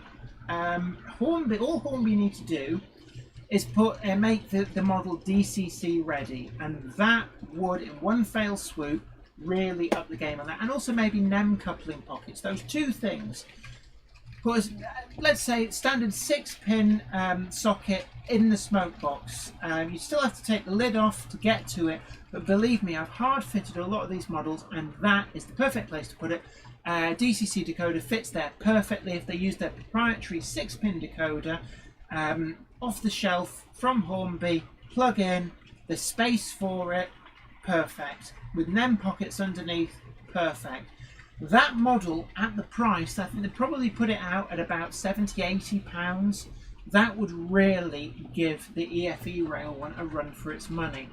You know, when you're looking at something that's probably going to be available retail for around half the price of the EFE rail version, I think that, you know, that's got to be in everybody's back of everybody's mind. The Hornby version, which is the ex-Daypol model, it's not as good as the EFE rail one, but the EFE rail one is not the definitive, and that's what I'll say about that.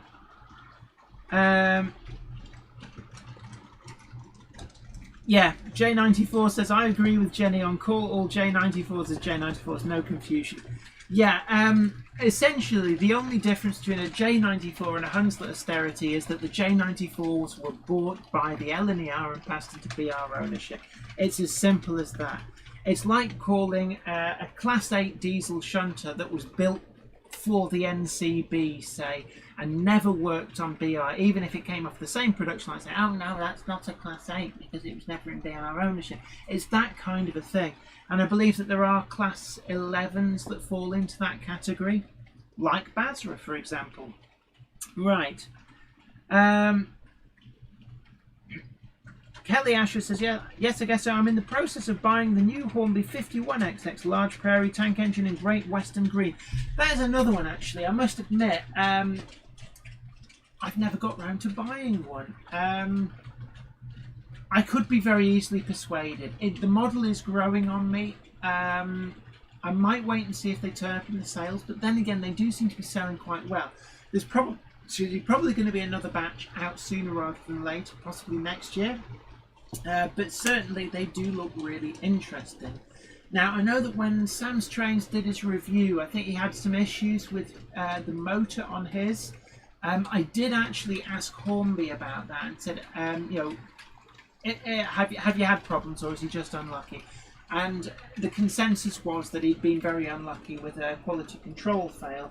And by and large, I think most people have agreed with that their model has not exhibited the same issues. Kelly Ashford, what? Lifestyle Unleashed says, Jenny, you forgot my car channel, Enwins Motors. Let's have a look. What's El Cheapo? Sorry, I'm just sort of skimming back through the comments. Lifestyle Unleashed says, hi all, I have a car channel, Enwins Motors. I used to make motoring TV series for Men and Motors, which are still there on YouTube. The series was Kits and Cruising.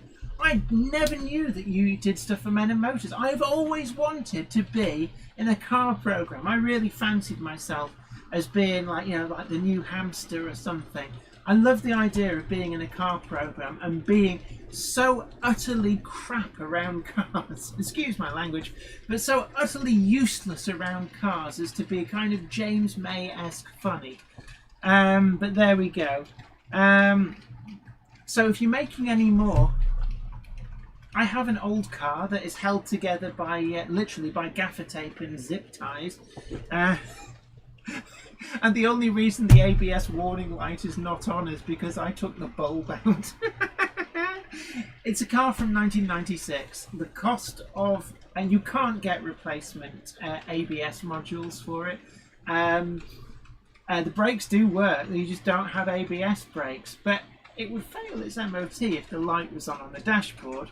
But it doesn't fail its MOT without the light on, but with the ABS not working. So basically, I have an old school car that shouldn't be an old school car when it comes to braking, and you have to remember to cadence brake, which is what ABS does. ABS does it so you don't have to, and that's where you pump the brake pedal.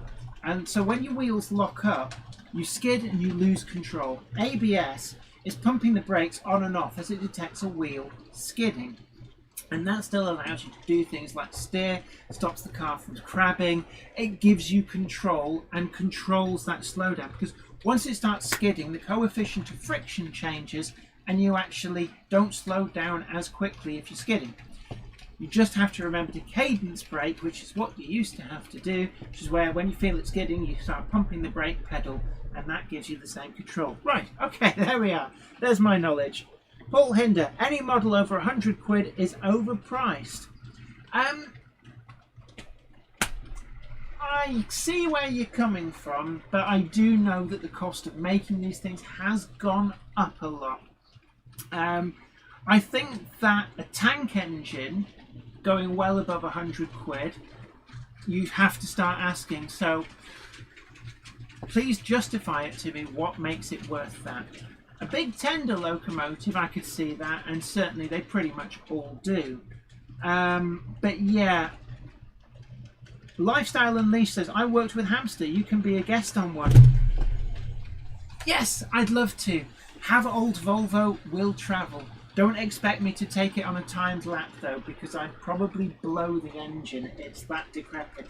It's got nearly 250,000 miles on it, and it is petrol, not diesel. And that is one heck of a mileage for a petrol engine vehicle to do. Welcome back, J94. Tony Pine says the hamster is now quaking in his boots. Yeah, I'll show him how to crash.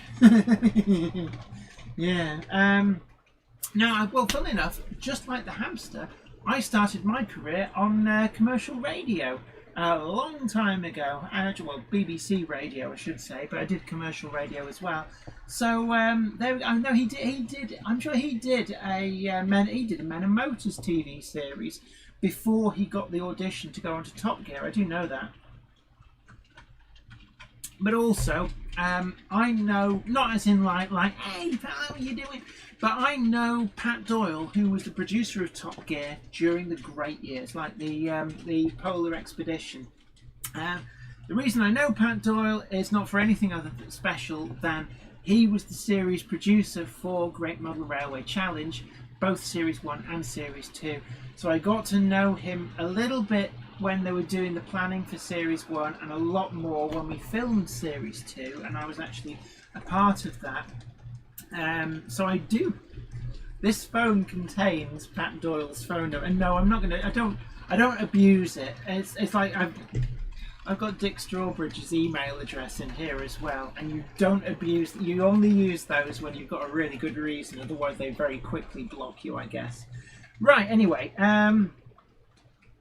Gary Lewis says, hi Jenny, I'm waiting to see if Hornby bring out the Class 51XX with shirt button logo. I believe if the real locomotives did run with that, then there will be a model coming out, you can bet your boots. James Moody says you should do a short video on that Volvo for the My Crud Car segment on Mighty Car Mods. Sounds perfect for them. I'll have to go and look at that, I have to say. Gary, oh sorry, I just read that one out. Let's have a look. Where are we up to? We're starting to did we go over 300? Don't forget to share the stream on social media outlets. Let's let everybody know about the Monday Club, that we're up here hanging out. It's getting really warm and my ice has quite literally melted. This is my air conditioning. There's a little bit of ice left in there, but seriously, at the start of the stream, that was solid ice. And I've got that in front of a fan, and it just kind of takes a little bit of the edge off up here. But no, we're having a great time. So, Benton Rhodes, what are your thoughts on Hornby's Bluetooth controller, Jenny? I have no experience whatsoever of it, but I also should point out I've not heard anything bad about it either. So, no opinion whatsoever. I know nothing. The only experience I've had with DCC realistically is my Gauge Master, plus the DCC Concepts Alpha power base units, and that's it really. What you're looking at is my very first DCC system plugged into a power booster. That's it. That's all I've ever known. I do need to get another system to power the Garden Railway. Yes, it's still there. No, I haven't been running it. But I'm going to look into a fairly cheap system for that. Or alternatively, I could be persuaded to upgrade the Gauge Master to something better. And then, excuse me, this will get cascaded from running the garden layout. Philip Bowden, hi to you. Good evening. Stephen Cameron, 274 watching now, Jenny. Paul Higgins, Tipfield Thunderbolt film featured a 14XX locomotive. Very much so. Richard Swiderski, Jen, no videos tonight. Unfortunately, no videos because the cupboard monkey is not well. So we're going to roll those over to next week. If you have sent in a video to Zoe at zoerobinson.com, and that's Zoe spelled Z-O-E. There is no erroneous Y because it is the proper Greek spelling of the name, which is how Europeans spell it. So if you want to send something to that, we will do that next week. Unfortunately, this week, essentially, I'm a techno Luddite, and the cupboard monkey is just too ill to come up here and sort it out. James Pett says, have you ever considered computer control of the actual layout? I'm a computer Luddite. I struggle with computers. The older I get, the more struggle I have. You know, I was quite happy when computers ran Windows 3.1. I knew what was going on. Strangely enough, you know, I could do all the DOS stuff. Windows XP, I kind of eventually got my head around. This computer here is running Windows 10, I think, and I'm lost at sea. I really don't know what's going on that. So if it came to computer control of this layout, I'll be honest with you, that is just a hiding to nothing for somebody like me. So, thought about it and dismissed it. The closest I would get is the ABC modules. I could see me adding those. Indeed, Trainomatic sent me a couple. I need to get to grips with those and work out how to use them. The ones that they've sent, I'm hoping that they're the ones that allow you to then reverse a train. And what I want to set up is the means whereby a fifth train can run all the time on Weir Yard by actually shuttling, probably between the top of the hump and run down, round, and then stop by the signal box, which is at the bottom of the yard, which is sort of over where I'm actually pointing over there, but you can't see it because it's basically where if my hand was on the picture behind, that's where it is. And then have it just sort of shuffle backwards and forwards, which you can do with an ABC module. So that's a future project. I do need to sort that out.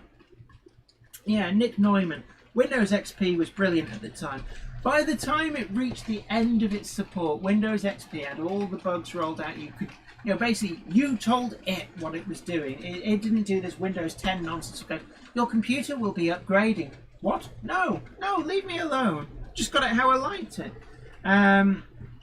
Within Model Railway says, I still have 2 old 01s and quite a few ancillaries. And the 01 was kind of the spiritual granddaddy of DCC in some respects. It's where the initial nucleus of the idea could be said to have started, but it's also a bit of a technological dead end. Now, there are probably people who still use it, but I would say it's sort of like one of these technological dead ends that's more of a novelty. Thank you, Flymo Chairman 1, for sharing the links for the books. Don't forget, I did forget to name check them. Today's live stream is sponsored by Allmouse Media, and you can find them at the link that Flymo Chairman 1 has very, very kindly posted in the links. It's also in the description box as well. And you can buy my books, and if you ask nicely, I will try and get them signed. Lifestyle Unleashed, I'm a happy Luddite with my DC. Yeah, I think there's a lot of people quite happy with DC, and it's one of the things that I do say, I've become a convert to DCC, but I'm not one of these zealous converts that, oh, well, you should be DCC as well. Oh, you're not lived until... I hate people like that. They're like ex-smokers, aren't they? It's like, oh, I've stopped having fun, so I can't possibly let anybody else have fun. I don't know why I put on that silly voice whenever... Oh, yes, oh, hello, I'm a stupid person. But, yeah, it's that kind of thing. I found my little niche with DCC. I thought, actually, that the thing that sold DCC to me in the end was DCC sound. But in reality, I've actually found more use out of the other functions of DCC in terms of having lots of trains running on what is effectively a one section in Steam layout. And I found that so much easier to do. So, I can flick trains between different lines, and it makes the controlling of a large layout a lot easier. Now, the myth that there's just 2 wires to a DCC layout is absolute BS. Because if you look underneath any layout like this, it is a rat's nest of cables. But it's a lot simpler rat's nest of cables than if you had to have lots and lots of sections that you had to change between different controllers. And that's what I really liked about DCC, and for me, that became the selling point, the USP that really came into its own. But originally I was swayed by DCC sound, but I now find that DCC sound can get very repetitive after a while, and I just tend to turn it off. The ABC modules, I can see that they will be another system on DCC that would really bring another element, so I really need to get playing about with those. But I do understand people who want to stick with DC. It's like, people who are really quite happy to stick with Windows XP. And there are 2 computers up here, and I'll tell you now, the second computer is still running Windows XP Pro, and I have no plans to downgrade it to something like Windows 10. I think it would grind to a halt if I did. Yeah, Kevin ZZ as well. Analog DC for me because I can build my own electrical systems and still run all my older stuff, but mainly the cost. And when you imagine, I think at last count, I've got something like 206 DCC fitted locos. Even if you paid, say, £10 per DCC decoder, that's like over £2,000 in DCC decoders. That is a lot of money.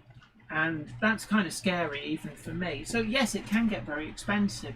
I fitted my locos over the period of maybe a year and a half, and you'd buy a few chips, chip a few chips, chip a few. I'm very, very lucky that I got sponsored by Trainomatic, and that's enabled me to access DCC, really, really good DCC decoders at a really favourable price. But yeah, I can see that, for anybody who's got a large collection, that alone is going to be very, very daunting. Kevin says, I'm a signal engineer by profession, so signalling is no problem. My signals, signals and points, if you listen,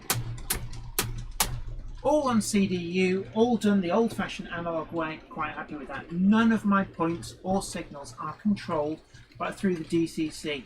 Not interested in doing that at all. But right, Flymo Chairman 1, digital signalling on a DC layout shouldn't be a hard task.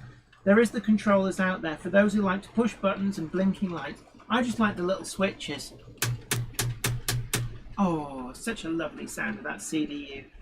Right, Ham Shackleton says, James Pett says, as to All Mouse Media, I love that you sponsor your own channel. Yes, I am. Yeah, why not? At the end of the day, it's about promoting other things that I do. I'm primarily a writer. Well, I was, and then this all took over. This is my hobby. Writing was my job, and radio presenting and broadcasting was my job.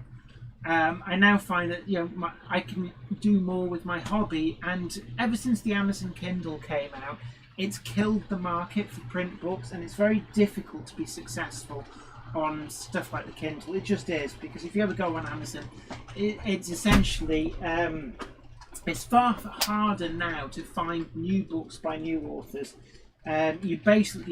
You end up buying what they want you to buy. There's none of this browsing anymore, and I hate that. But it absolutely killed the market for people like me. I did very, very well up to the Christmas that the Amazon Kindle became a big seller, and I watched my book sales tank, absolutely tank. And unfortunately, that was the point where it was very clear that print media was no longer the future, but very difficult to get anywhere on the Kindle. So, we've got a big box of books we're trying to sell. Anywho, right, Flymo Chairman 1 says, my XP machine lasted 12 years and blew when board-mounted capacitors fell off a video card I'd fitted. It was great for working with sound files too. Yeah, at the end of the day, I've got 2 XP Pro running computers. I've got 3 XP Pro running computers and 1 with Windows 10, and I much prefer the Windows XP one. Paul Hinder, good night to you. Right, let's have a look. Tony Pine says, I run DCC and I still smoke. Now wait for all the criticism. No, I mean, I'll come clean. I'm an ex-smoker. I'm in my mid-40s, so I'm of an age when people did smoke. It was considered, all the cool kids smoked behind the bike sheds, and actually they weren't cool. They just stank of cigarette smoke and always had a cough. And I'll be honest with you, I'm glad that I stopped smoking, but it doesn't mean that I didn't stop enjoying smoking. I just reached an age where health considerations, I wasn't getting health considerations, but I thought maybe I should stop before I get problems. I wasn't a heavy smoker, but I don't lecture people. I'll be honest with you, people who want to smoke, at the end of the day, it's your body. I think nobody's oblivious to the risks anymore. I certainly wouldn't promote it. And, you know, hey kids, don't start. If you haven't started smoking, don't start. But I wouldn't lecture anybody who does smoke.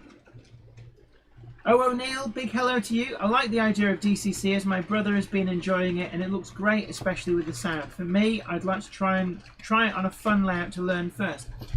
And actually, I first tried DCC on my my exhibition layout a long time ago now, a few years ago, probably about 10 years ago. And a then friend was like big on DCC, everything had to be DCC. Back when it was really expensive and you used to have to pretty much hardwire everything.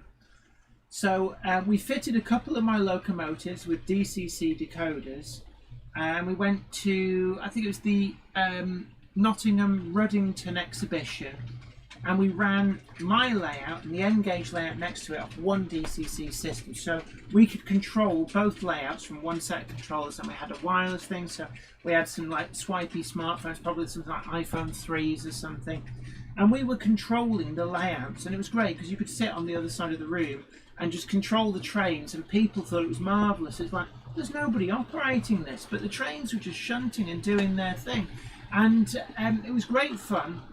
Now, Grove Street Yard was built to be a DC layout, but it's a small layout, so it's done on the basis of one engine in steam, and there was a couple of isolating sections where you could then swap between locos. All worked nice in DC, but it was the ideal layout to use on DCC, and all you did was you turned on the isolating sections and connected the DCC controller to the track. That's all you needed to do.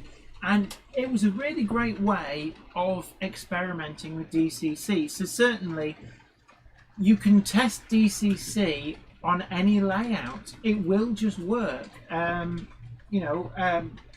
If you apply DCC to a DC layout with lots of different sections, you can either turn all the sections on, ready train, or just run through them all. Or you can just stick the locomotives and keep them to particular tracks and just see if it's for you. Right, I'm looking at the time. We're coming close to the end. Kelly Asher says only steamies are allowed to smoke. You haven't seen a Class 25 on cold startup, have you? Right, I'm well behind on the comments again. Game Hammer Classic Gaming. I still like a pipe and a cigar every now and then. Never got to grips with cigars. I've never seen you with a pipe. Gonads 1259, hello to you. But a lot of people are starting to drift off now. We're starting to go down. We're coming to the end of the night. It's red hot up here. My air conditioning has almost fully melted. So really, I think it's just coming time to say goodbyes. Don't forget to tickle the like button. Share the stream on social media too. It's a great way of supporting the channel. Really easy and free. Let other people know about the great stuff we do. Because the more that you share the channel, the bigger we grow, the better it gets. And certainly don't forget to subscribe if you've not already done so. But look, you guys take great care of yourself. We've got some great videos coming out this week. We have a locomotive review for Wednesday's video. It's already filmed in the can. Actually, all this week's videos are filmed in the can. Actually, I did one of them last week. And that's going to be a review of the Helgen Class 33s that are on the market. So stay tuned for that on Wednesday. It's a great video. And then on Friday, I have got a special video. I'm doing a top 5, but it is my top 5 best value bargain ready to run steam locomotives is what I've done. So it's something a little bit different. We have done this top 5 format before. And my thoughts are that in this ever price conscious age, it's a great way of showing you some of my picks of locomotives that I think are particularly well priced in the sales that are out there. Now obviously only includes 5. There's probably a lot more that you're thinking, actually why haven't you included this? But I'd love to hear from you about what you think would be your top 5 bargain locomotive picks. Have a think about that and stay tuned for Friday's video where I will be showing you my choices, and some of them might surprise you a little bit. But until then, you guys take great care of yourself. And this is me, Jenny Kirk, saying take care. Bye for now. Right, I have to figure out how to turn this off. So Just bear with me.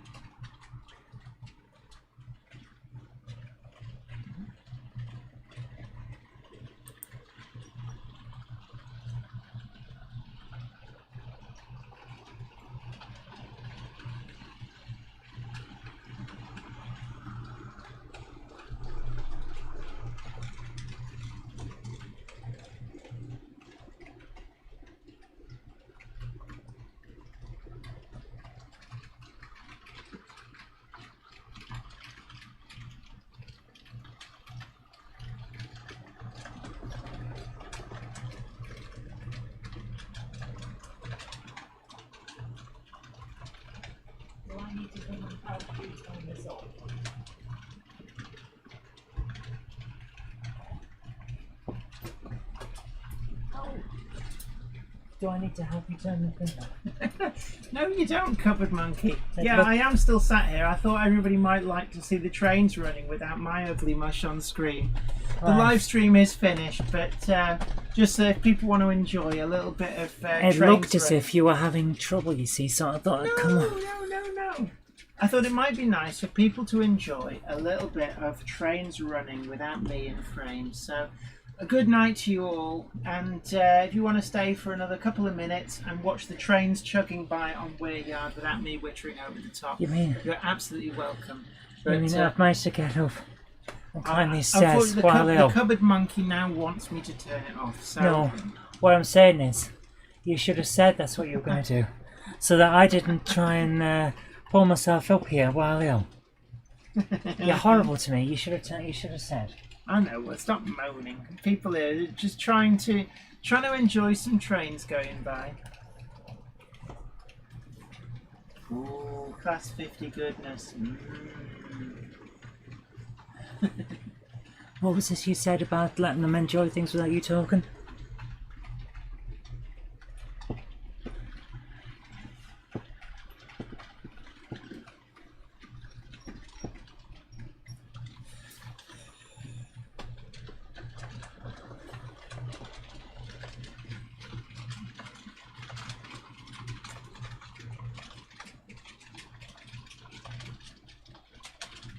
Everyone's heading off bed. Do you want to say goodbye now? Yeah. Okay, let's bring you back up on screen. Well, you've broken the camera. It's not there. There it is. Oh. Right. Will you catch me without a stitch of makeup on? Okay, guys. Anyway, look, the Cupboard Monkey's having a go at me. Apparently, I have to announce these things like 3 weeks in advance and have them signed in triplicate by the Vogons or something. So, look, you all take great care of yourselves. It's been great hanging out with you here on the Monday Club. Sorry we couldn't show any of your layouts, but Cupboard Monkey's very, very ill, and she is my technical guru. So we're going to save them, roll them over